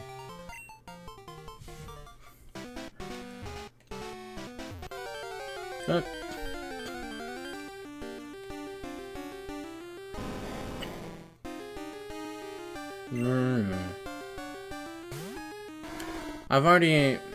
I have already healed, so regardless, if I can fly there, I should be safe.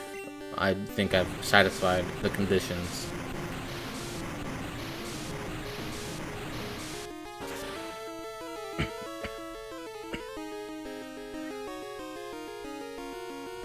After cross the Kanto Johto border, yeah, okay. Well, I'm gonna go heal first, and then I'm gonna make my way to the grass. Fuck. It's a Graveler. Go away safely.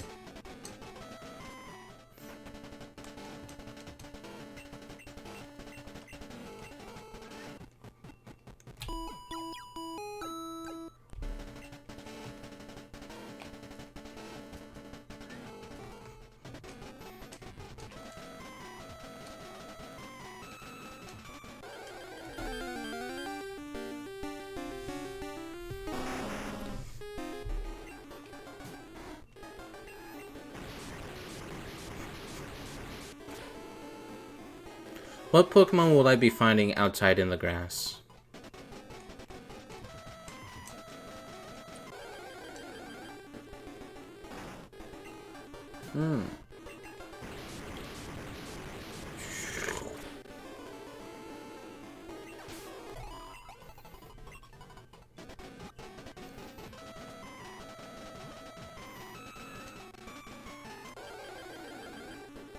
Where am I?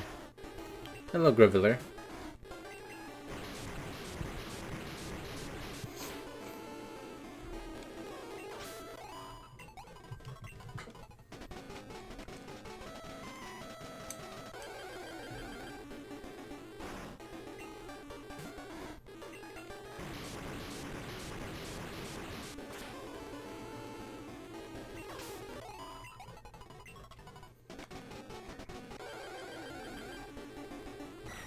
Oh, dear God, no, not the bat. Since I have to switch to Pokemon anyways, I might as well just murder you. It's kind of why I haven't been using this just to run, because, you know. If I have to switch Pokemon just to get away from you, I might as well switch to Pokemon to murder you with. Dual Strike, no!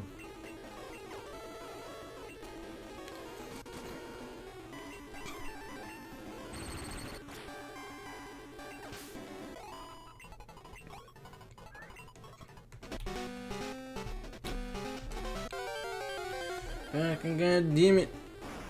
Hey.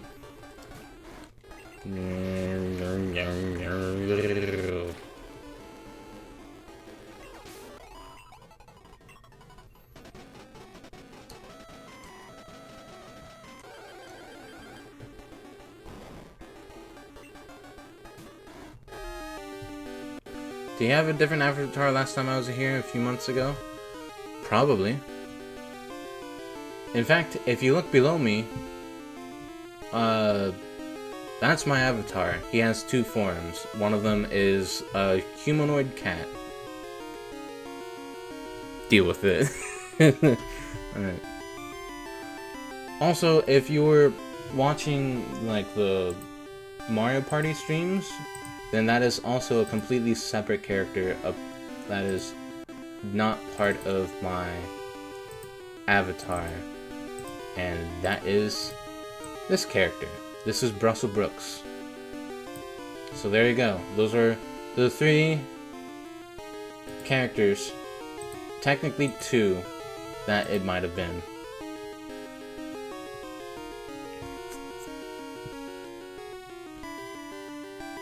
Pikman? Oh, a few months ago.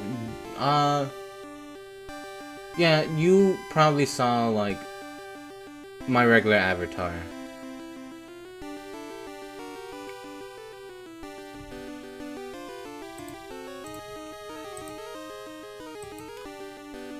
Alright, blue guy underneath me.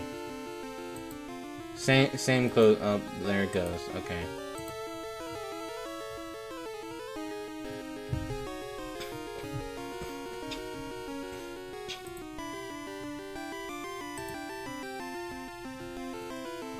That one tab is still trying to load.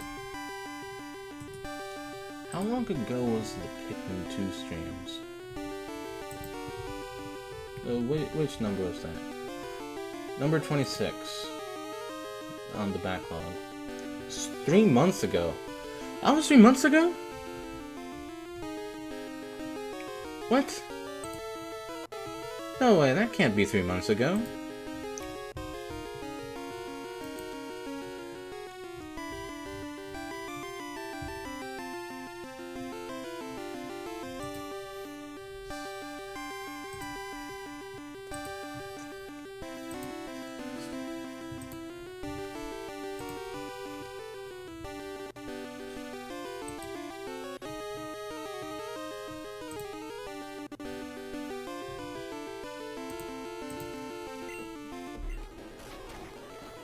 Don't throw rocks at my Unilevel.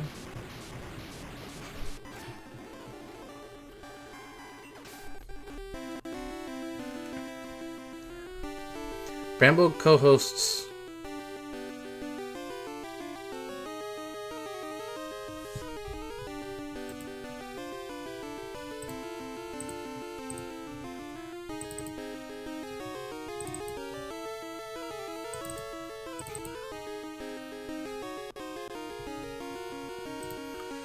co-hosts the Fright streams and my streams that have nothing to do with the backlog and stuff. Like the Buzz streams. Bramble also is the main host of Mod Hacks.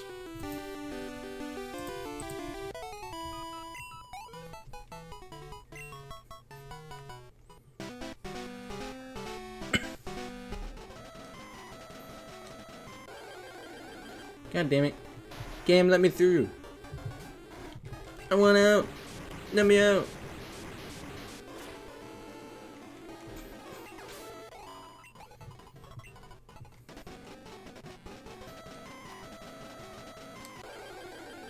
I'm 2 steps away.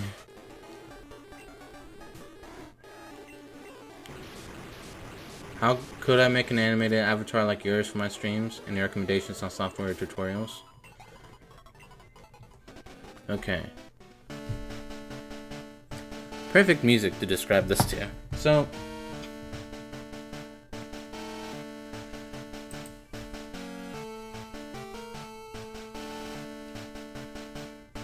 because I use OBS, I got this is not a source that you'd normally have. You'd have to find it. Let me see if I can actually find it again. Image reaction.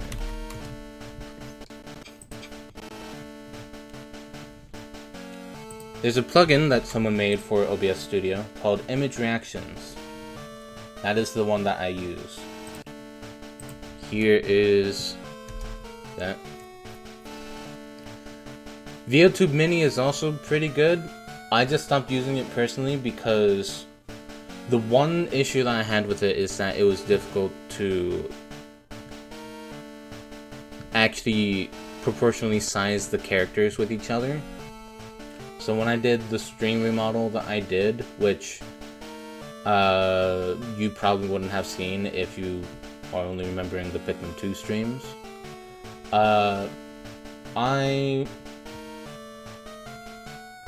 I use that link there. I use the plugin that I have there.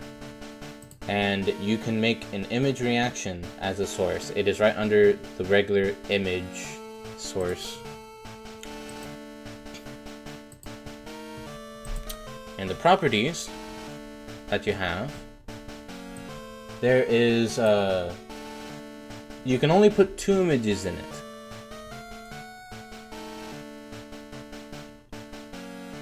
There's the image when silent, and there's the image when sound. There is no blinking. I'll get to how I got the blinking a little bit later after I finish explaining this. For each of these images, you can check reset animation of the first image after reaction. Which does also kind of go into the fact that I'm using GIFs to get the blinking and stuff. I also there's also other stuff like unload image when not showing and apply alpha in linear space. I don't know what that one does. But it also requires an audio source, which then provides, once you choose which one you want it to react to, there's a reaction threshold and a smoothness. Reaction threshold is something to do with how loud stuff has to be in order to trigger it. And then the smoothness determines like how sensitive it is, or you know, how smoothly it transitions, because it can just be super fast like this and it just looks kind of jittery,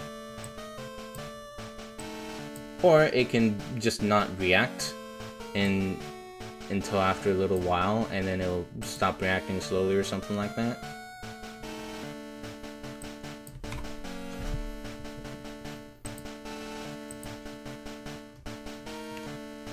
But yeah, gotta go bed early-ish tonight. Alright, well, good night, Dara. Yeah, I understand about that sleep schedule. Yeah, it's open and closed mouth. I made my sprites using the same program that I used to draw and design the rest of the stream. I use Krita. You can use any art program you want to make the art stuff. I turned mine into separate sprites. I'm only doing the minimum amount of work, but I do still kind of want them to look animated, which is why I do have the blinking. Hi, Gina. Let me put you on hold for a second, Gina. So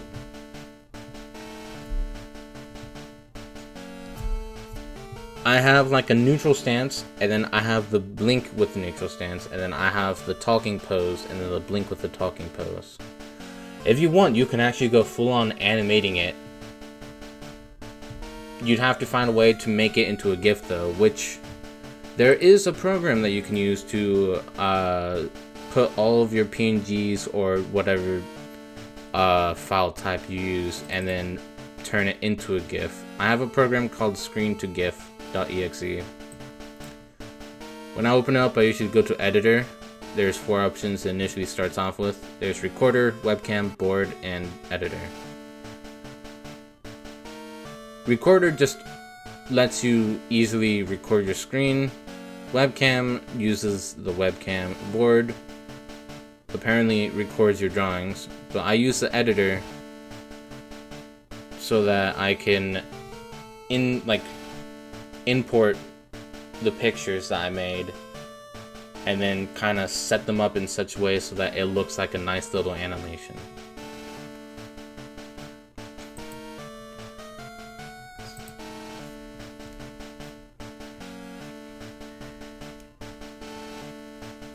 You think we're getting through the E4 tonight? I don't think so. There's still a lot of grinding that I need to do.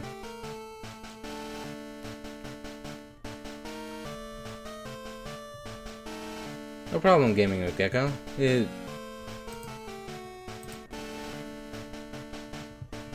As an artist, I kind of wanted to make my own little sprites and stuff. So, you know. It's kind of why these streams are designed in the way that they are. Is because I want to make it my own without having to rely on templates and stuff like that. I can make my own stuff. Except for 3D models, apparently. It may be a bad time, you know.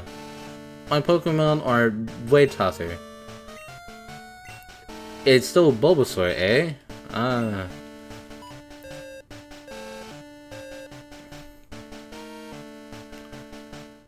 Here's the strange thing. I also do have trouble with making pixel art.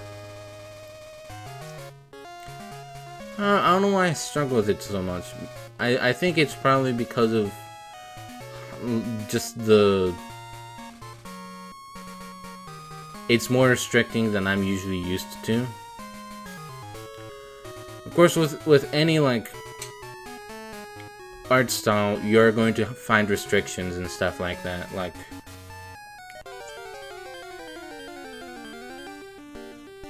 there's gonna be different ways to do things in different art styles, which is why, you know, knowing how to do research and use references and stuff is important.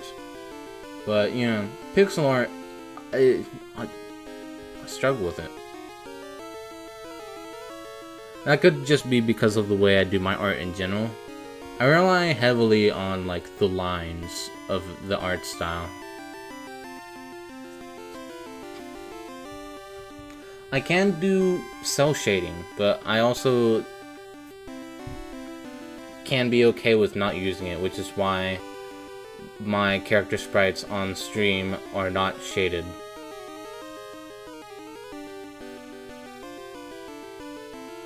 You can still tell what they are, and you can still kind of tell the proportions, the dimensions of them. But, you know, cell shading could help define all that stuff a lot more.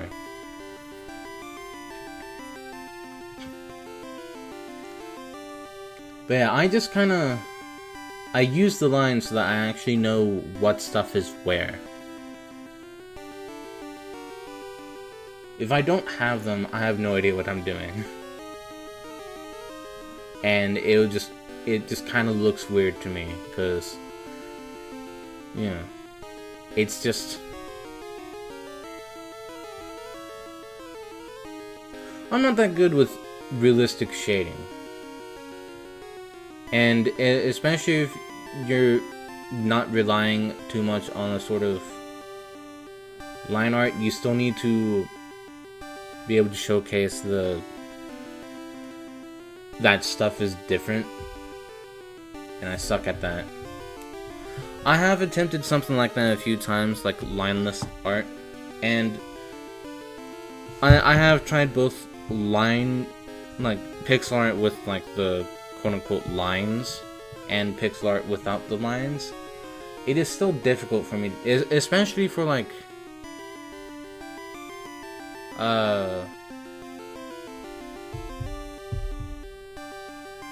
especially with stuff like NES sprites. I would not have been able to make something as good as a Mario sprite without just blatantly making a color palette of the Mario sprite, you know? As a small creator myself, it's always best if we can make our own things. Agreed. I can understand if some people actually can't, but as someone who has been using stuff like Krita, doing digital art for a few years now, it is fun, and I like doing it, which is why I'm using it for these streams. Took me away from the game? I took myself away from the game, no worries. I'm currently outside of Victory Road, but I have made it to the Indigo League. I'm just trying to train.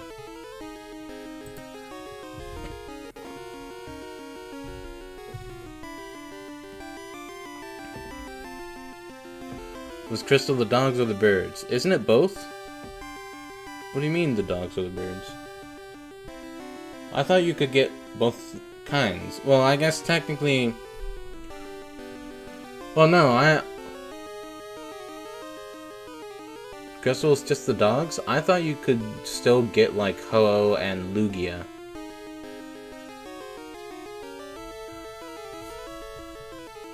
Hold on. Can you get Ho-Oh in Crystal?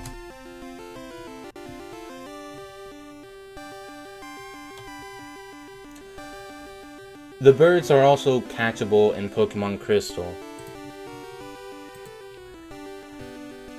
Yeah, you can get both Lugia and Ho-Oh.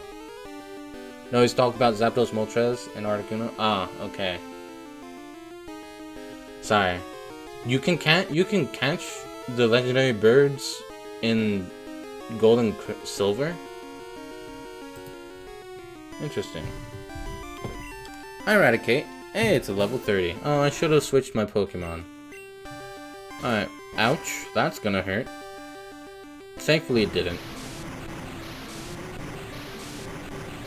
But you see that part of the surf that's just clipped right there? That irritates me. Hell yeah. Quick Claw using its Quick Claw magic.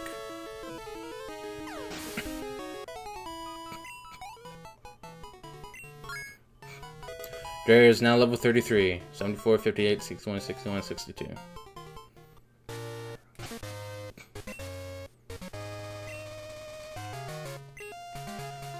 Alright. Since he is the highest level right now, I do want to get Charcoal to the peak first.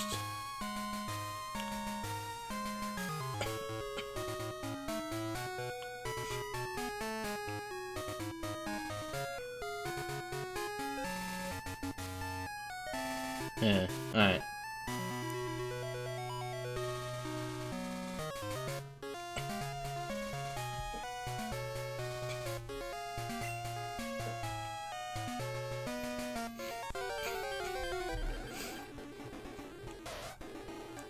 Fuck! God damn it, why is the first Pokemon I encounter with Charcoal out a fire type? God damn it.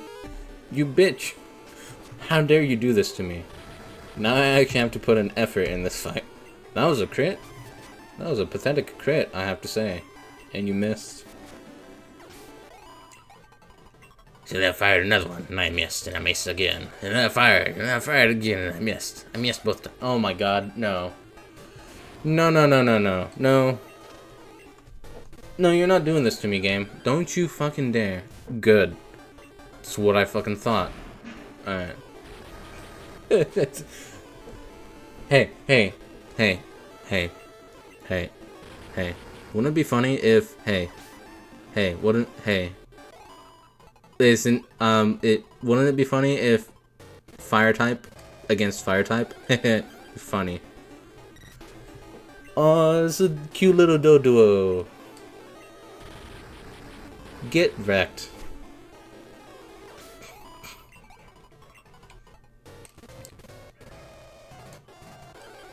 There's a house over here?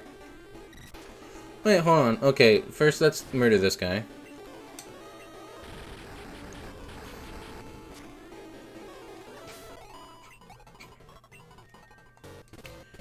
There's a house right here. Hello? There's something written here. Read it? Well, yeah. To my brothers and sisters, we take pride in serving Pokemon trainers. When trainers talk to you, give them something useful. Love, Monica. Keep reading. Monday, Monica, Route 40. Tuesday, Tuscany, Route 29. Wednesday, Wesley, Lake of Rage.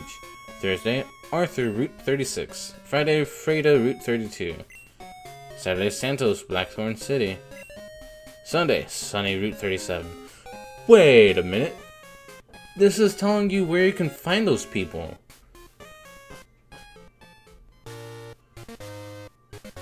I didn't know that was actually a hint in game.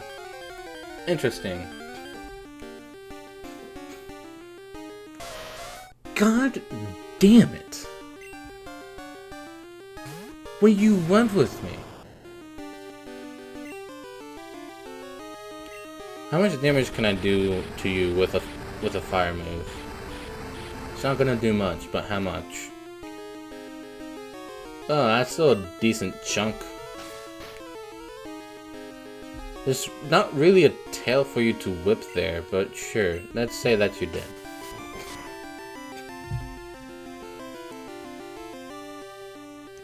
You missed your fire spin.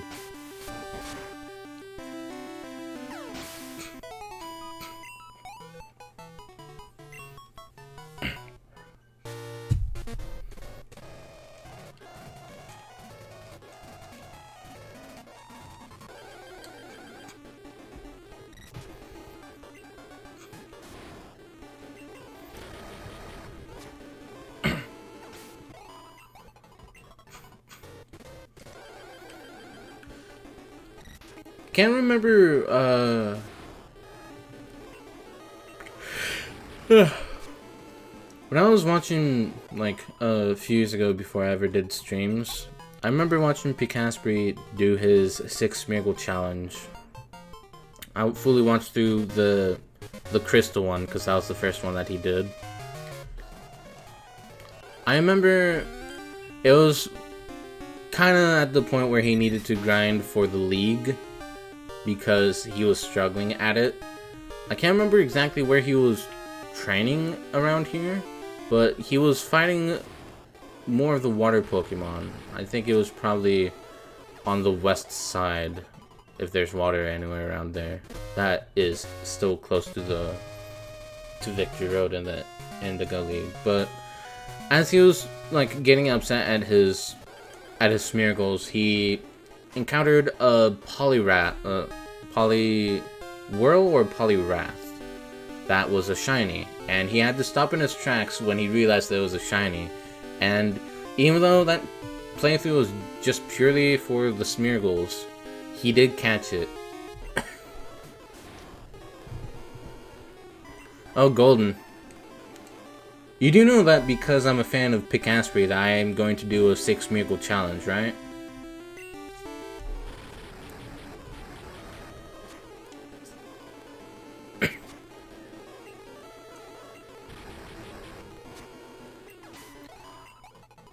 You can bet your life savings on the fact that I'm going to be doing a 6 Smeargle challenge. I was off to bed when I saw your stream in my feed. Have a good night. Catch you randomly sometime in the future. Good night, Gaming with Gecko. Sleep well. I love Smeargle. Golden does not like Smeargle because of what it did to Darkrai. I'll be here to help for that one. No, come on. You can at least watch it and make fun of my Smeargles. Be the heel that the faces need in order to keep motivated. To put it in wrestling terms for some weird ass reason.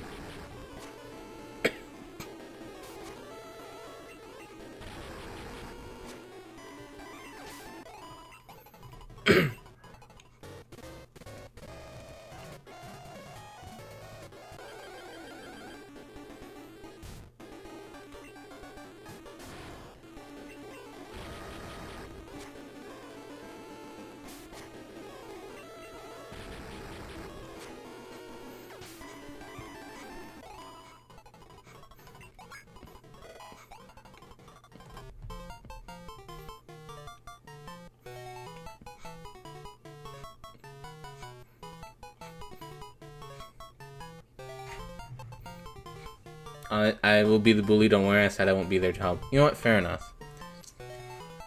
I believe Charcoal, yeah, Charcoal evolved, no, Charcoal leveled up to level 40. 87, 81, 140, 599.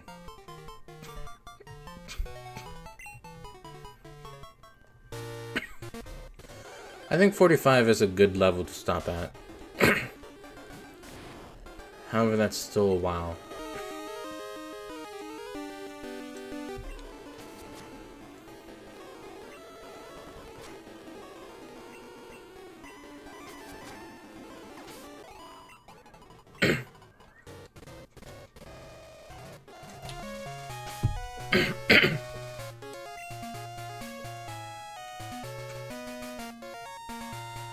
I think Dre is getting to the point where I can just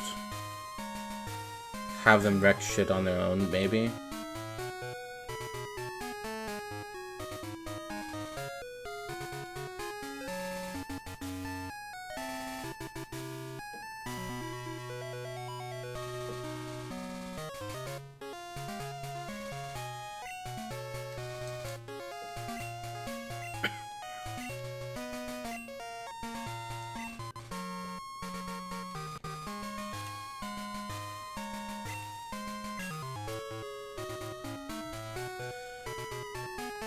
Can a Pokemon use... Is this a hold item? Also, what does BTL mean? Sometimes when you see Miracle in games, it's on site.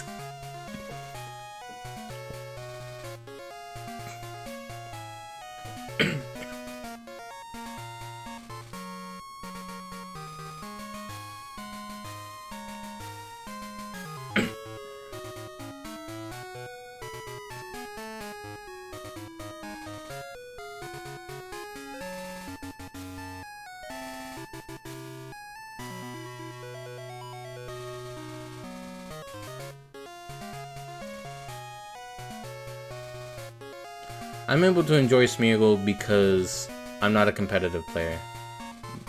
It's used in one battle as a stat boost.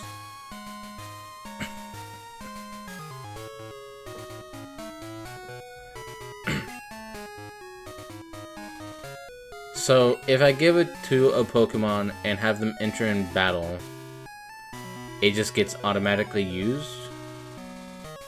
It's an X item.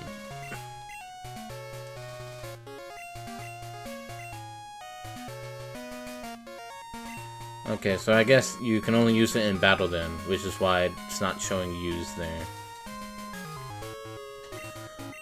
Alright. Dreyer is now holding the Dragon Fang.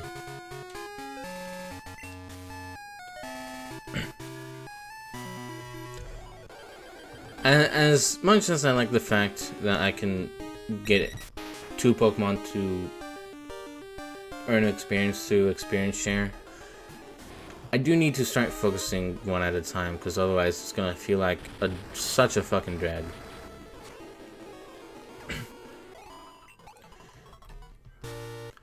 Yeah, don't worry, I figured it out, guys. Thank you, though.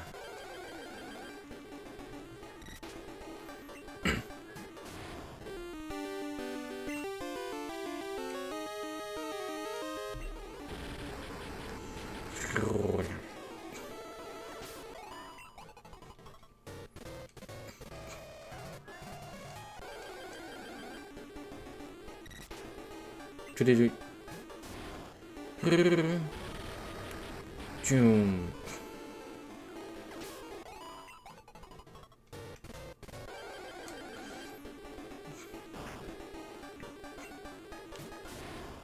It's a snake.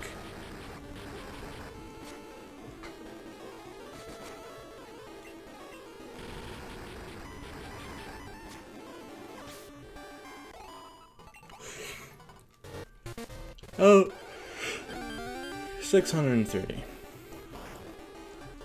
Hell yeah.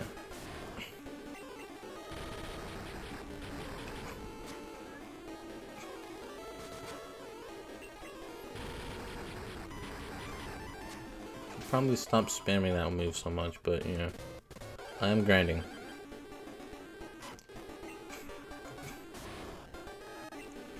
It's a red.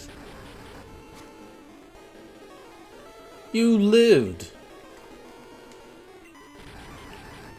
Get burned.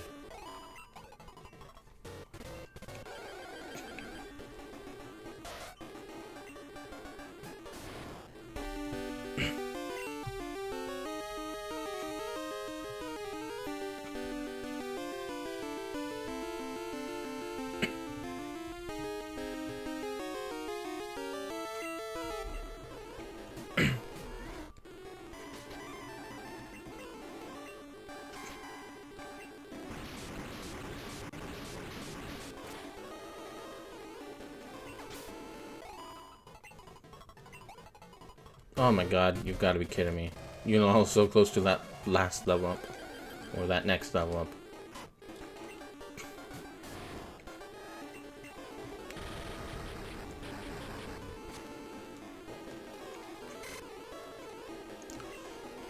Don't laser eye my Pokemon. Stop lasering my Pokemon.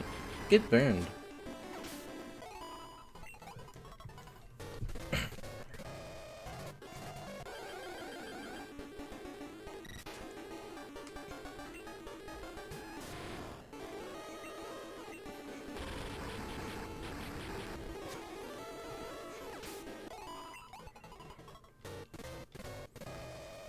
This is gonna be a weird question to bring up out of the blue, but have you guys ever considered doing a Smasher Pass with the Pokemon stuff? Because I know that was a thing. This eye should be a real move. I just realized I'm using Flame Wheel on a Ponyta, and somehow I'm winning.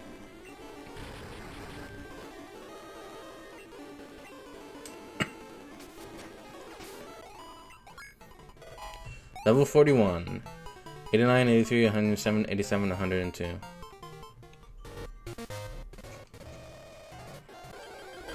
I've been a part of one before? Interesting. Do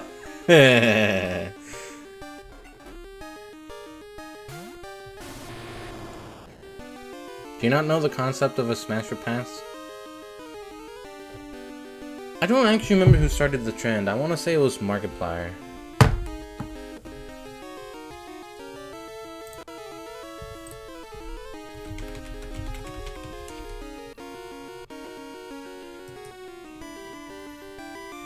Not that one. This one.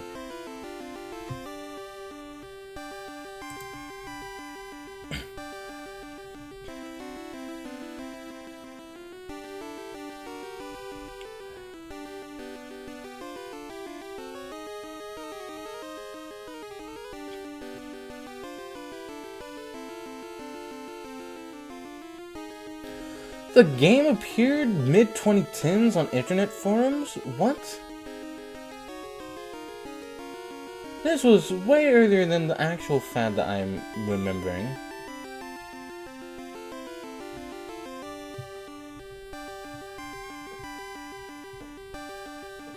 I just remember, like...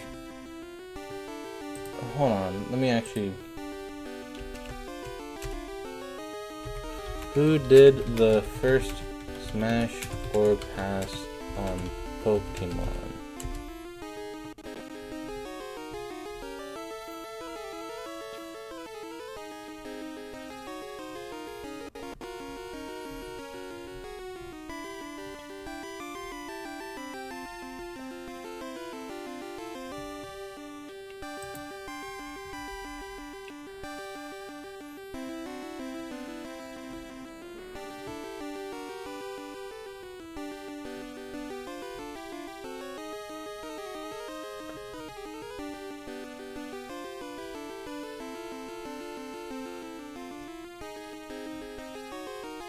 Alright. I think Markiplier was the popular one that I think maybe reignited the trend in 2022, according to Know Your Meme, but, you know, beside that.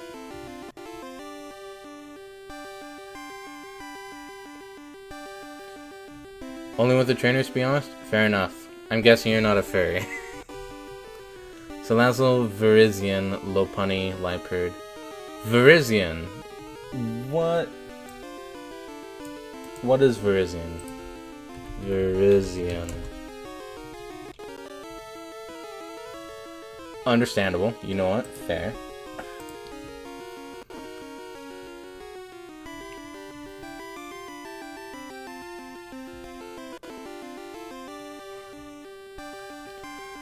Don't play Gen 5 ever again. No. Go and don't kink shame.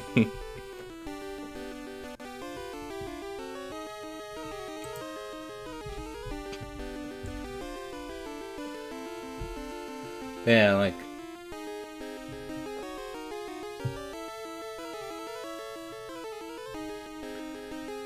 Porygon will wear it, it's so jagged.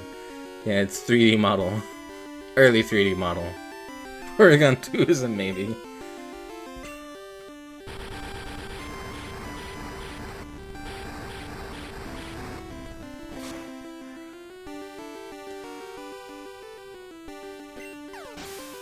I could probably go through the entire Pokemon list and do a smash or pass, but honestly, that would more just be about what designs I think would look good as like an Anthro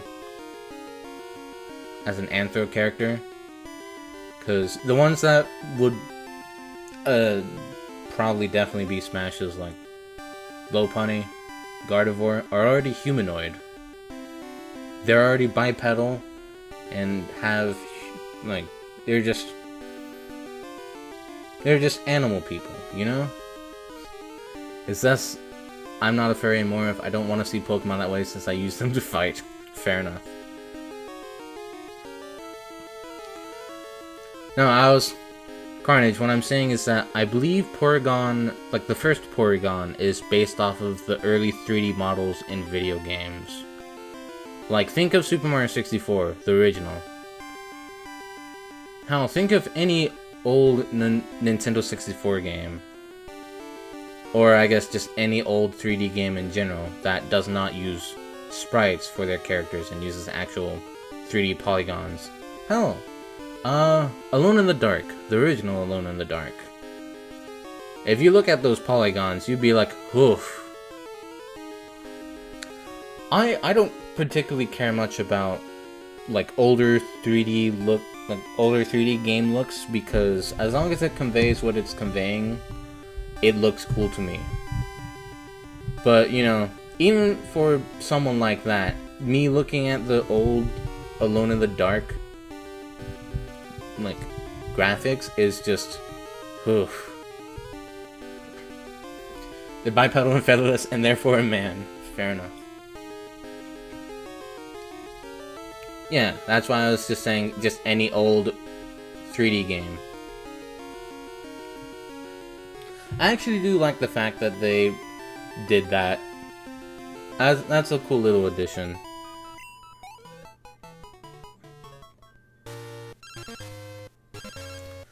Hi, Todd. I don't care, Todd. No, I trained them myself, you son of a bitch.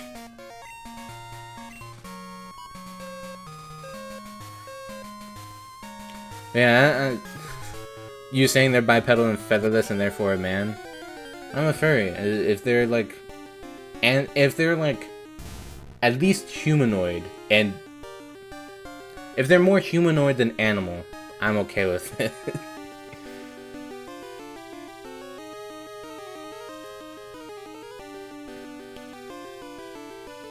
Like, you see my character, right? If you just remove all the parts that make them a cat, they're just a dude. That's kind of what I like.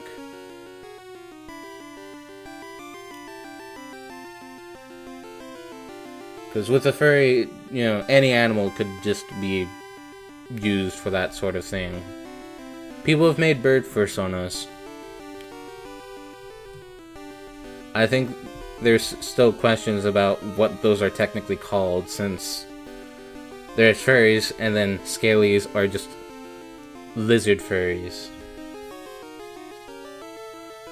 And I think some people unofficially call them featheries, but also some people are like,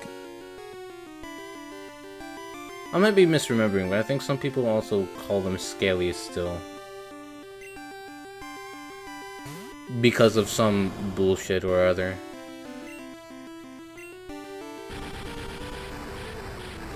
Oh hey, unrelated question. What's your favorite kind of dinosaur? Is it like the ones that was brought about into popular media through Jurassic Park? Or is it through what I believe is current scientific stuff about them actually having feathers and being more bird-like? Do you like lizard dinosaurs or bird dinosaurs?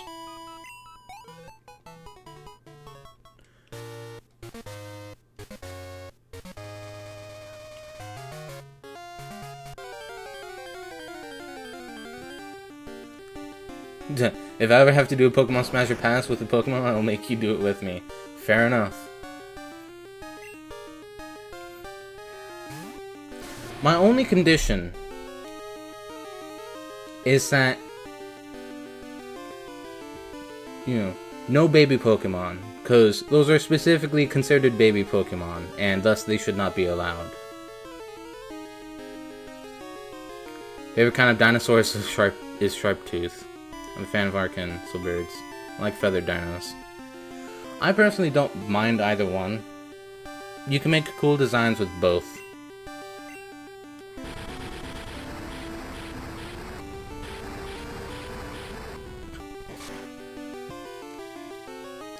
Also, I guess I'd have to see what... I was about to call them Pokemon. I'd have to see what dinosaurs you guys were mentioning.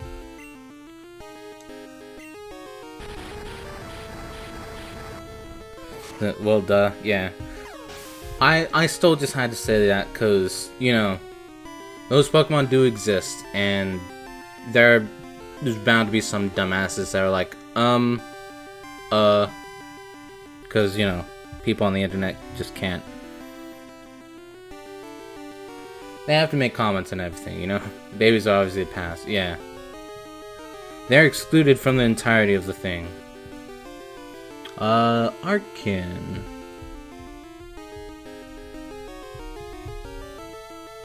Ah. Right, that is a Pokemon. Okay. Sharptooth.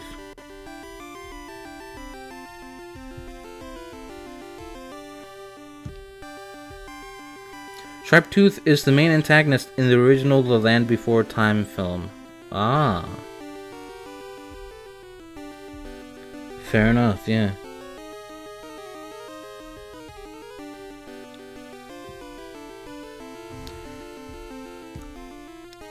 I was about to call him a basic T-Rex, which I guess I really shouldn't be because I don't really know much about him. But he looks like a badass T-Rex. Do not the baby or the cat. Since Dara made that joke about do not the cat, it's reminded me of that one old internet meme where you omit the verb. It's like, help, I accidentally the trash. He's so scary and violent. He's basically Dinosaur God. Dinosaur God. That is a concept. Someone needs to make a film about dinosaurs with a dinosaur god. They both looked up from their usual wandering just to go, the fuck are you talking about? I say them both. I guess it's technically just the one. Although it is two brains. Would you consider, if a character has multiple heads, would you consider them all as they? Like, each of them are individuals? Or would you still consider them a singular individual? Dinosaur Jesus. Actually, there is a movie called The Raptor Pasture or something like that that I've heard about. I've never seen it, so I can't really make any recommendations on whether or not it's good or if it's like offensive or not, but I have heard of the movie. Dino Deity.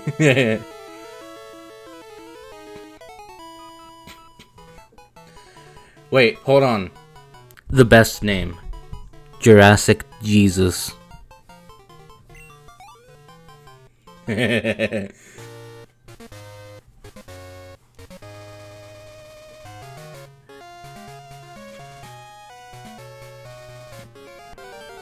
Depends on if they have an individual mind or all controlled by one. Fair enough, yeah. In that case, what would Doduo be? Or Dotrio? Depends on if the heads have different personalities.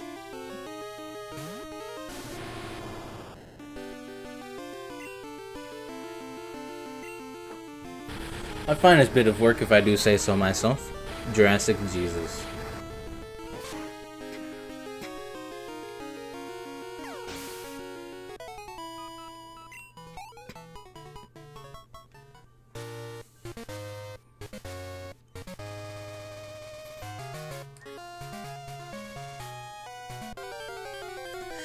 They call me Carnivorous Christ.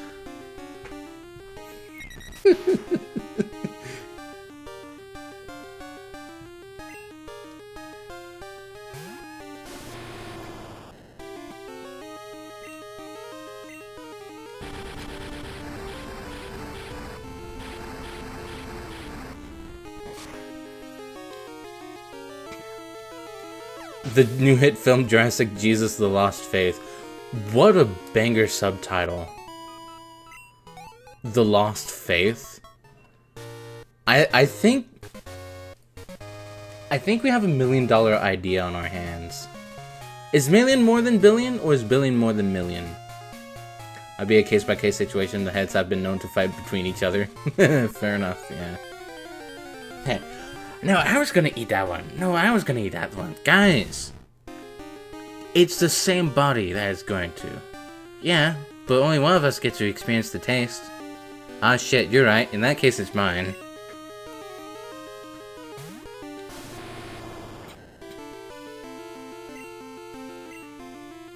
Billions, 1,000 millions. Okay. So, yeah, we have $1 billion idea.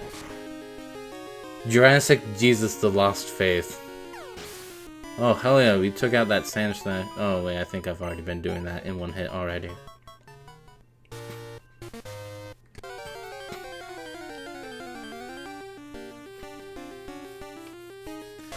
God damn it, another Ponyta.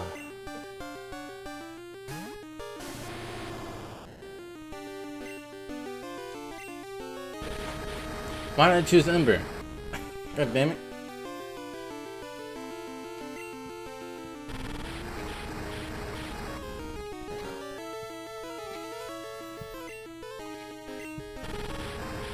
Fuck.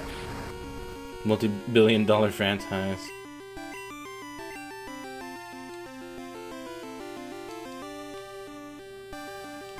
I am realizing I don't have Fire Spin. I have Flame Wheel.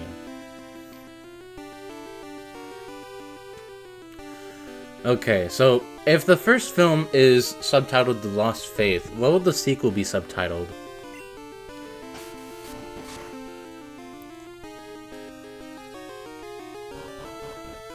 Don't. Okay. Trunko was getting his ass handed to him.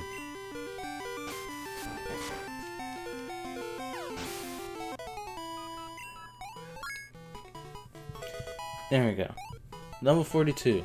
91, 85, 110, 89, 104.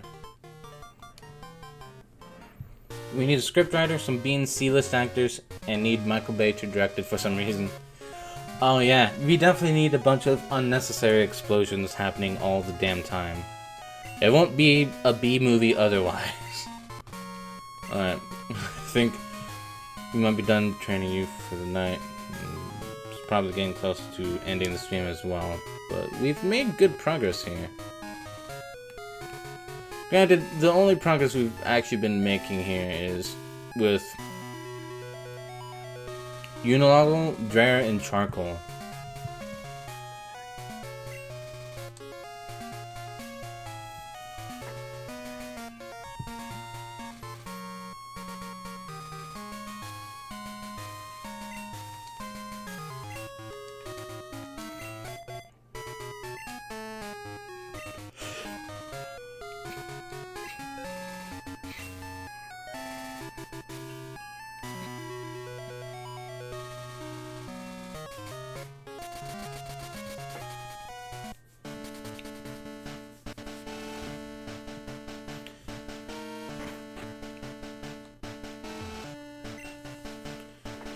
Thank you. Now that we do have a game plan and have been making decent progress already with levels, it should... Next stream... I guess it might still take a while. But, you know...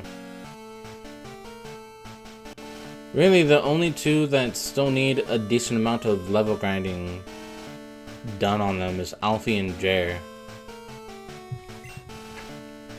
Next, speaking of this guy, I need to update the character list I have for character IPs. They are now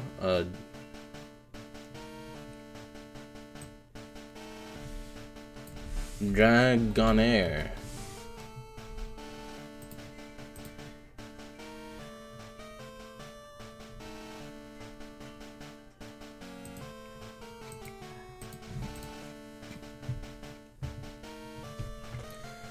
What would the plot even be for a religious dinosaur film? You subtitled it The Lost Faith. So what we do is we have the old faith of the dinosaurs, and then some big bad terrible event happened that made them lose faith in that religion. But then this new religion rises up around the Christ of the dinosaurs. Yeah, exactly. Just copy real Jesus. Yeah.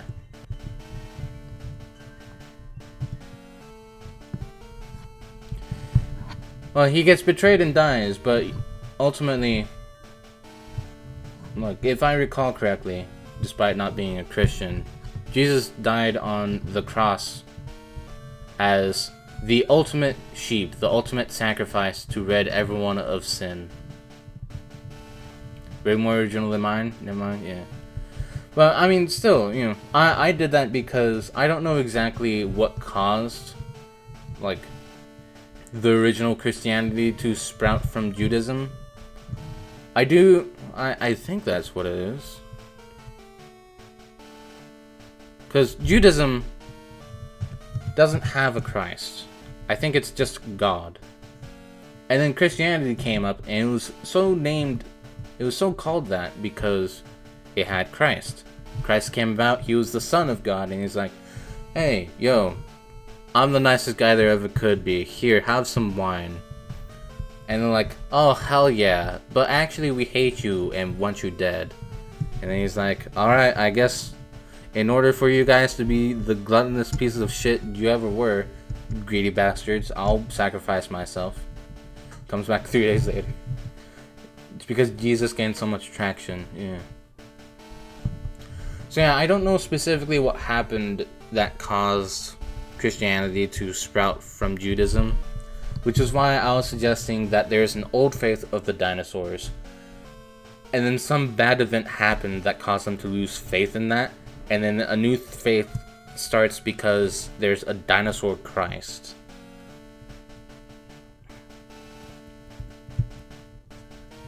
And his journey throughout the whole movie, for the first movie, The Lost Faith, is that he helps people get their faith back. Religion in a nutshell. I don't think he was Son of God, people just overhyped him.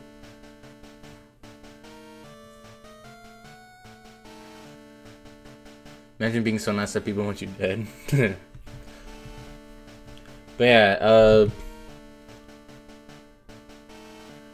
I thought he was the Son of God because of the thing with Mary, where, like, despite not having sex, God was like, hey, you're gonna birth the Christ, okay? You good with that? Alright, we chill. Jurassic Jesus purpose. Okay, that is a plot point. Alright. Okay. We've got our story now then. The nicer you are, the more people will want to snuff your line out. So, we've got our full story now then. These dinosaurs followed the old faith, but then the old faith gave them a warning that a meteor was coming down and that there's nothing they could do to stop it. So everyone lost their faith in that. But then the dinosaur Christ comes up and is like, no, we can prevent that meteor. And starts gathering people up. And at the end of the movie, they destroy that meteor and they get to live for eons more. Which is why we need Michael Bay. Fair enough, yeah. I don't feel like that was true either. Could be, I guess, but I don't know. But yeah, that...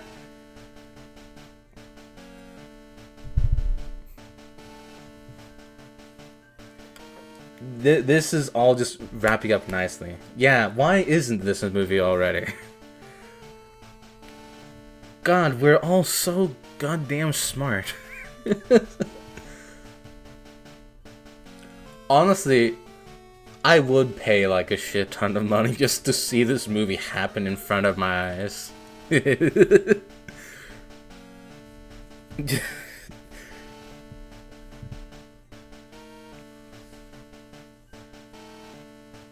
I guess the one final thing we need to decide on is how will this movie present? Is it trying to go for a realistic look, or is it more cartoony? Or is it 3D? Not realistic, but not that cartoony. Just a stylistic 3D style. The sequel involved the first humans making contact with these religious dinos. Oh. Unga but boonga chunga.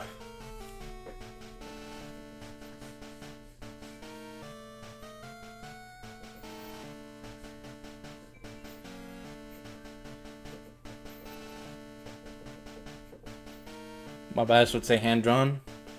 Alright, but would that be in a more... Well, no, actually. Also, if Michael Bay was directing it, it would probably be maybe realistic. Probably. Although, I don't know. I don't know what stuff Michael Bay has done. For all I know, he could have directed, like, cartoonish movies. Realistic look and presented like a document. Oh my god.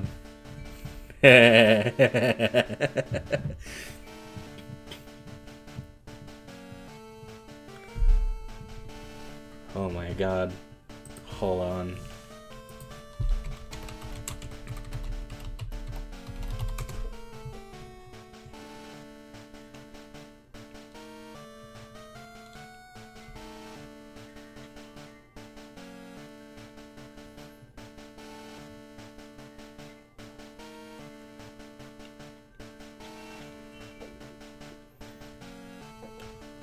So, what you're saying is that we need to hire David Attenborough to narrate. Actually, I still need to remember what he sounds like.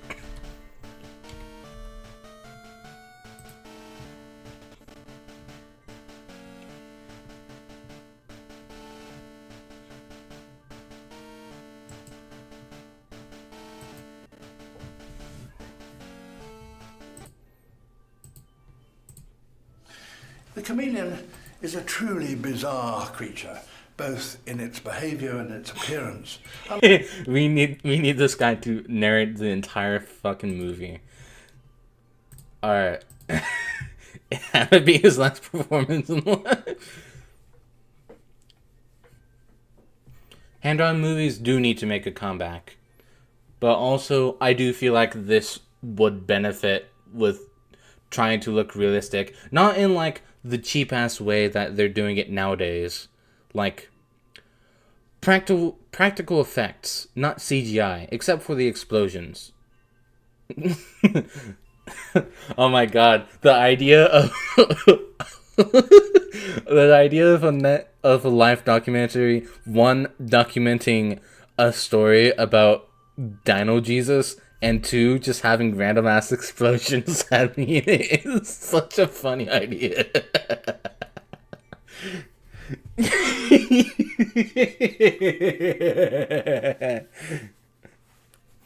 Practical explosions. Alright, yeah, true.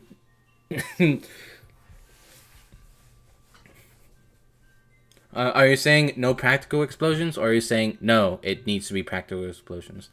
Yeah,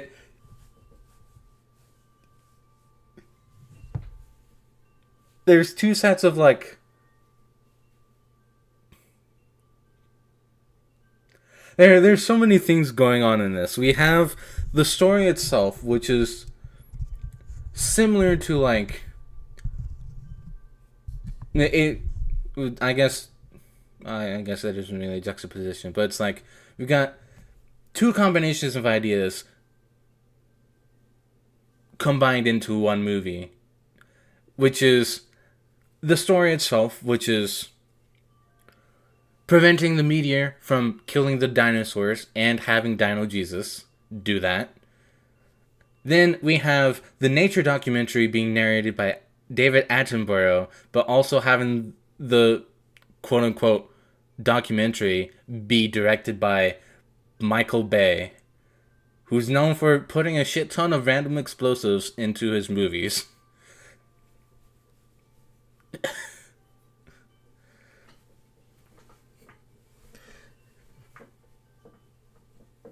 Are you writing this down? Are you kidding? I will probably be able to remember this clear as day when I wake up tomorrow. Although, I guess it would benefit to actually write this idea down. Alright, let's go type this down. Alright, new text file. What the fuck? How the fuck did we spell it?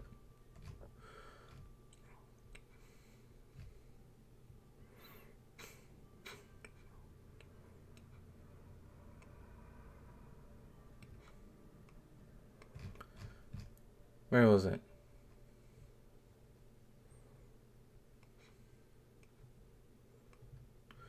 Okay. Jurassic Jesus. The Lost Faith.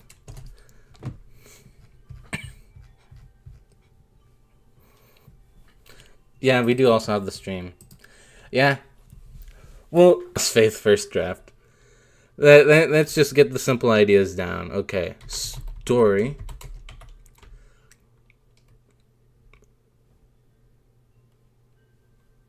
Before the meteor that wiped the dinosaurs off the planet. Alright, I should be setting.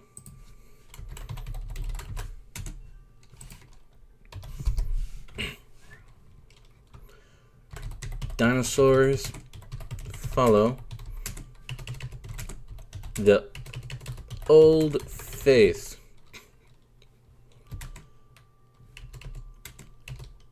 until it warns them of their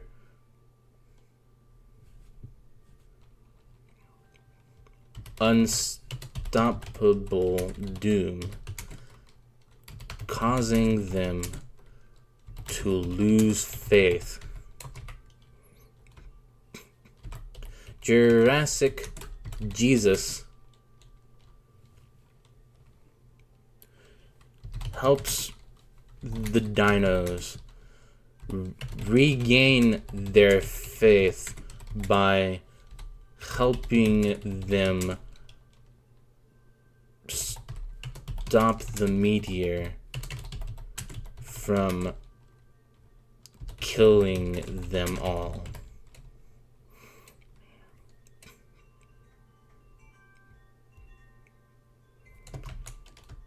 They destroy the meteor and all of dinosaur kind is saved.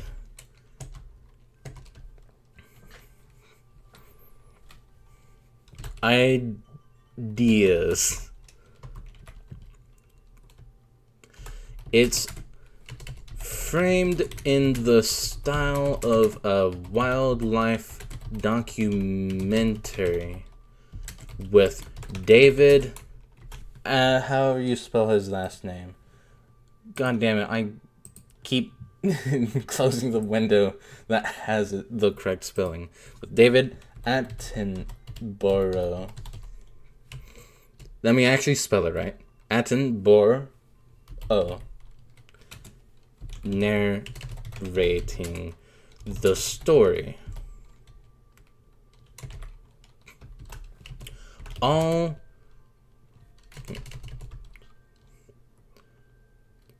realistic practical effects.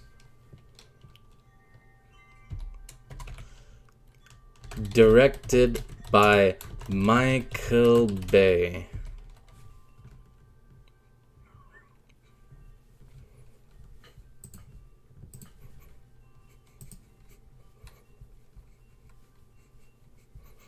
It would have to be a really crazy movie, but at the same time have a deep message and a lot of heart. Like, hey, this movie isn't just crazy and stupid, it's actually really good. Yeah.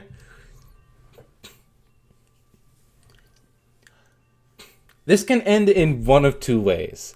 It's either so bad it's good, where even though the movie is maybe not the best in quality, but still has a lot of the heart, so you can still enjoy it to your wit's desire. Or this fucking blows the fuck up and becomes the multi-billion-dollar franchise it deserves to be. And if David Attenborough isn't available, someone who sounds very similar work to. Yeah. I'm just gonna leave David Attenborough there for now. God. Man, we're geniuses. I hate to say it, we're geniuses. Alright.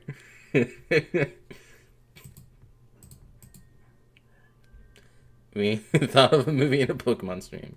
Well, yeah, that's just part of the course. And it's about as good or smash hit. Yeah, exactly. The thing that I do want to say about movies, Legend, yeah, is I'm not much of a movie guy to begin with, I'll admit. It is... I mean, I know I can watch, like, hour-long YouTube videos, so it's not like I'm part of most of my generation where they only focus on short content, like shorts. YouTube shorts, TikTok, and shit like that. I actually do like long-form content. It's just... most of the stuff that I do watch isn't really much of a story so much as it is people making content. Mostly a lot of YouTubers who play through games and stuff like that and do challenge runs and just talk about stuff. It is really hard for me to be able to just sit down and watch a movie because I do need some time to prepare, because watching a movie is different than watching like an hour or 2 hour long video on YouTube.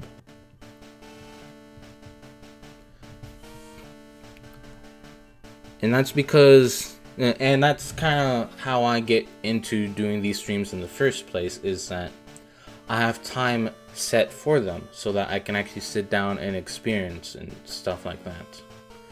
So, it is usually very hard to get me to sit down and watch stuff like that. And with the way a lot of modern movies are, there's like a few things about modern movies that don't gel with me.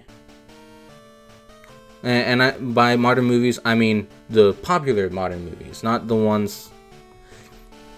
I'm not gonna say all of them are terrible, because I don't know, there might be some gems in the rough. I'm not the movie expert, I'm the I'm not even a video game expert, I'm just... video games are the biggest set of media that I consume. One random night last year, my dad was going through YouTube on the TV and found that YouTube had like the full movie of an old black and white movie called Murder by Death. He started it. The first scene that it fades into is this car turning into the driveway of this mansion. And I don't know what the fuck it was about it, but it sucked me in. It didn't even have like anything crazy. It was just like something about it. And not only just that scene, but also like we watched a bit more of it. Just the way everything's framed and like filmed. There's something about it. And me and my dad have, at least like in this particular example, to the idea that a lot of movies try to immerse you into the story by doing stuff like camera shakes and like Dutch angles and shit like that. But with this movie, it's more trying to present an actual story rather than trying to get you to experience it. It's trying to get you to go through the story, which is why the cameras don't move that much, and it only actually pans if, you know, someone's entering in and they're standing in sort of the same area they came from and stuff like that.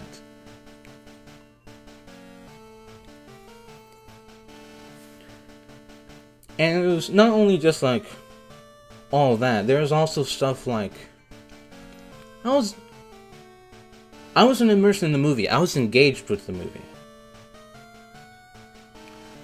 I think that might be the difference. I haven't really been watching a lot of modern movies though, so I can't really say for certain. But yeah. Video games do require a bit more immersion, considering you are the one enacting the stuff in the game. You're put in the shoes of whatever character you are, if you're even a character to begin with. But you engage with the video game. You sit down and watch a movie. Yeah, video games are master of all. A lot of modern movies are just repeats of old movies. Yeah, me and my dad have also talked about that a lot, where it's like, especially Hollywood, like they've run out of ideas so bad that they just reuse the same concepts over and over again. They buy out, or like stuff like Disney buys out property and then goes like, hey, we're doing new stuff with this, and it's the same old, or it's worse.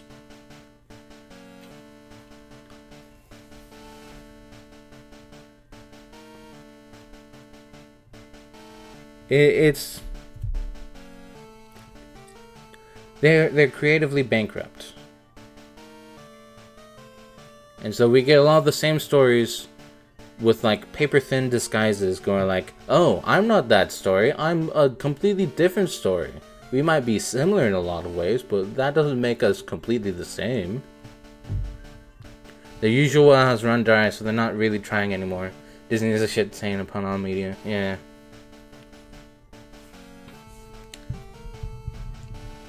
So yeah, it's just like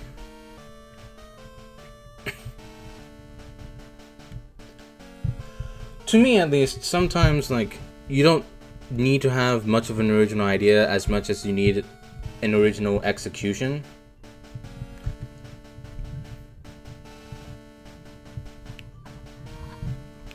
It's like, because there are many story archetypes that you can handle. It's just how you present it and stuff like that that really matters.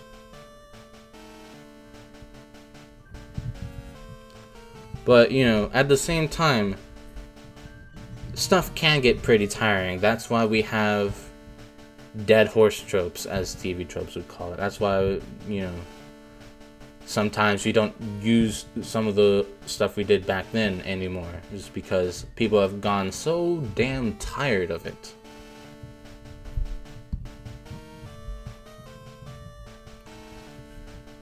Now we shall rise above the ashes of Hollywood with Jurassic Jesus paving the way. Yeah, exactly.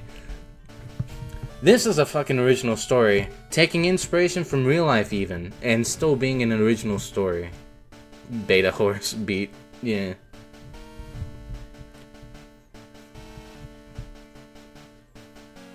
But yeah, like, they're kicking the dead horse, Hollywood is. Meanwhile, we're prepping this horse for the biggest race of its goddamn life. Beta horse. Rapidash to Ponyta. Beta horse. It is, yeah. But yeah, there was just something about Murder by Death.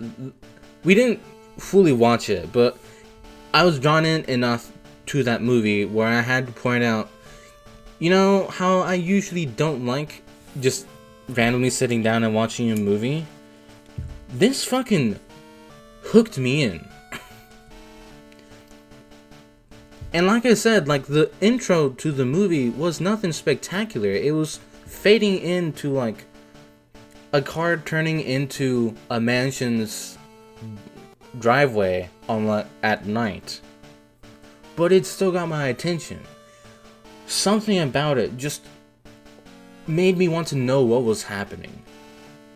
And comparing that, like, if I were probably to try and watch any modern movie, I would probably struggle to get through the first part.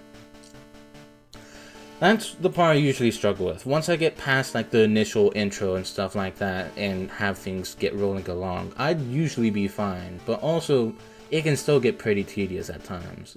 So, it is rare for something like that to instantly drag me in.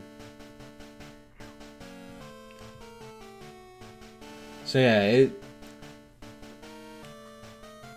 it's just weird. It's interesting though. Older films age better.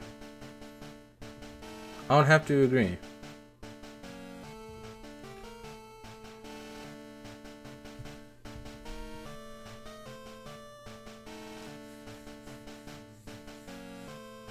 And also, like I said, I'm not much of a movie person, so I don't really think I have much of an authority on movie stuff. I play video games a lot, so I definitely do have an opinion on video games, but I also know of my biases and try to at least point those out before continuing talking about them. So, yeah. It was just something I wanted to talk about, because it's been a while since I mentioned it, and it really is just something that still baffles me and is still a bit confusing, because like I said, the thing about the camera work and stuff like that in that old movie, that was the theory. Oh my god. Instantly, once I get done saving, Joey was just waiting to call. I don't care, Joey. I'm in the middle of a conversation. I need to go. Alright.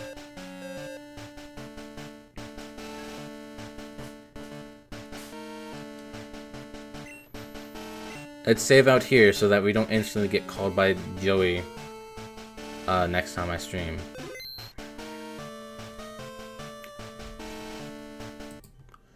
I'm gonna save state.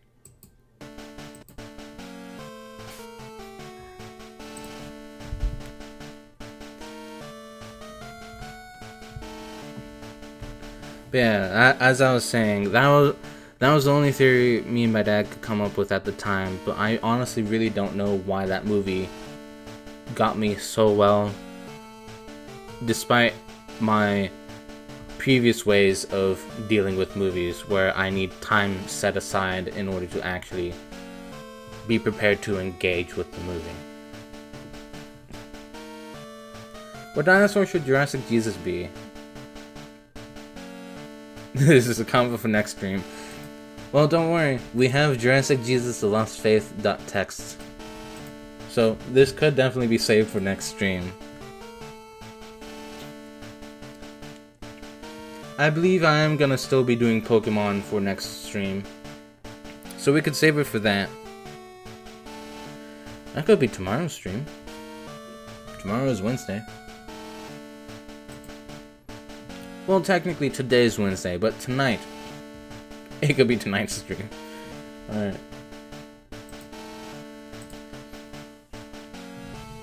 Well, I think that was the best stream I could have possibly imagined, considering we have created the best movie since ever. I can't actually think of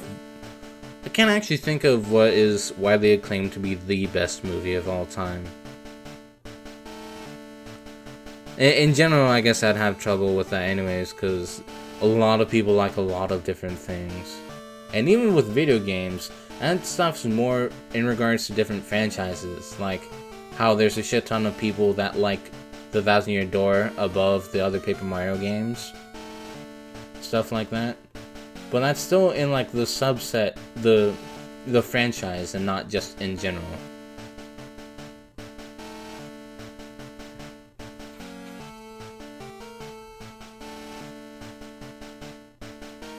But yeah, we did good, both progress-wise and everything else-wise. Best movie since sliced bread. Hold on. Wait, can we have that be the... We need that to be... Can that be the tagline? The best movie since sliced bread? I'm putting that in.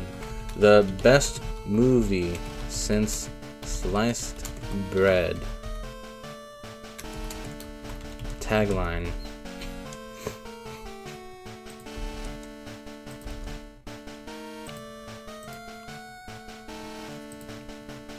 Alright.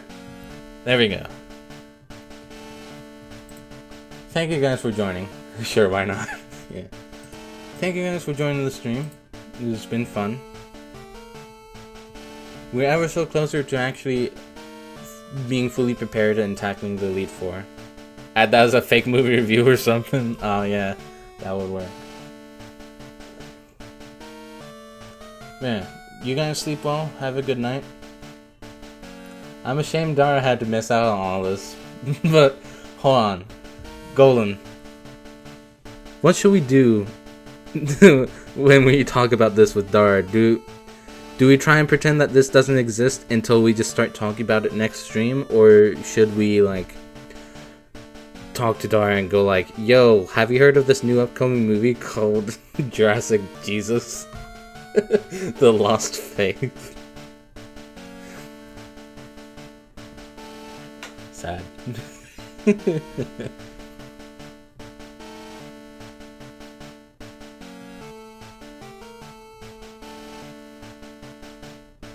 Have a good night. Yeah, good night, Ghost Wolf. Yes. To which one? Are you saying both?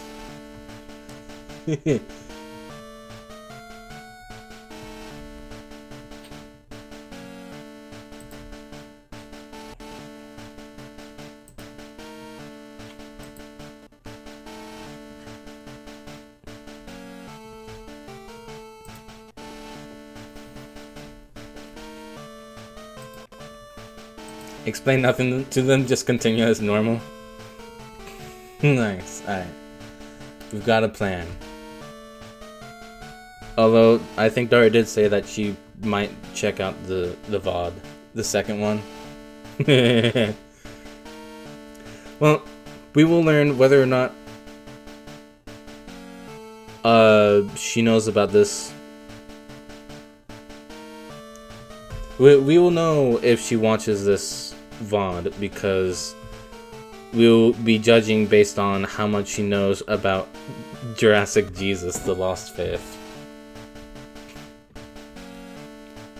Yo, Buster, did you see that trailer for the Jurassic Jesus movie? Oh man, you know I did. Being the movie expert I am and all that. As the movie connoisseur. Alright. For real though. I know we keep wanting to add on to all of this, but yeah, it is the end of the stream. I do thank you guys for joining. This has been fun. Especially coming up with probably the best thing that mankind could ever conceive as a creative species.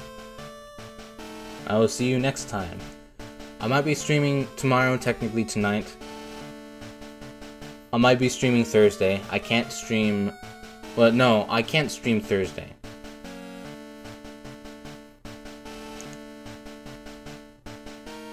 Possible streaming days for the rest of this week are either Wednesday, Friday, and or Saturday. No stream on Thursday, because I need to be up for that. Up early, I should say. Good night, guys. Sleep well. And remember, Jurassic Jesus is watching you. I'm kidding. He's guarding you. He's making sure that all the bad dreams stay back. Sleep well.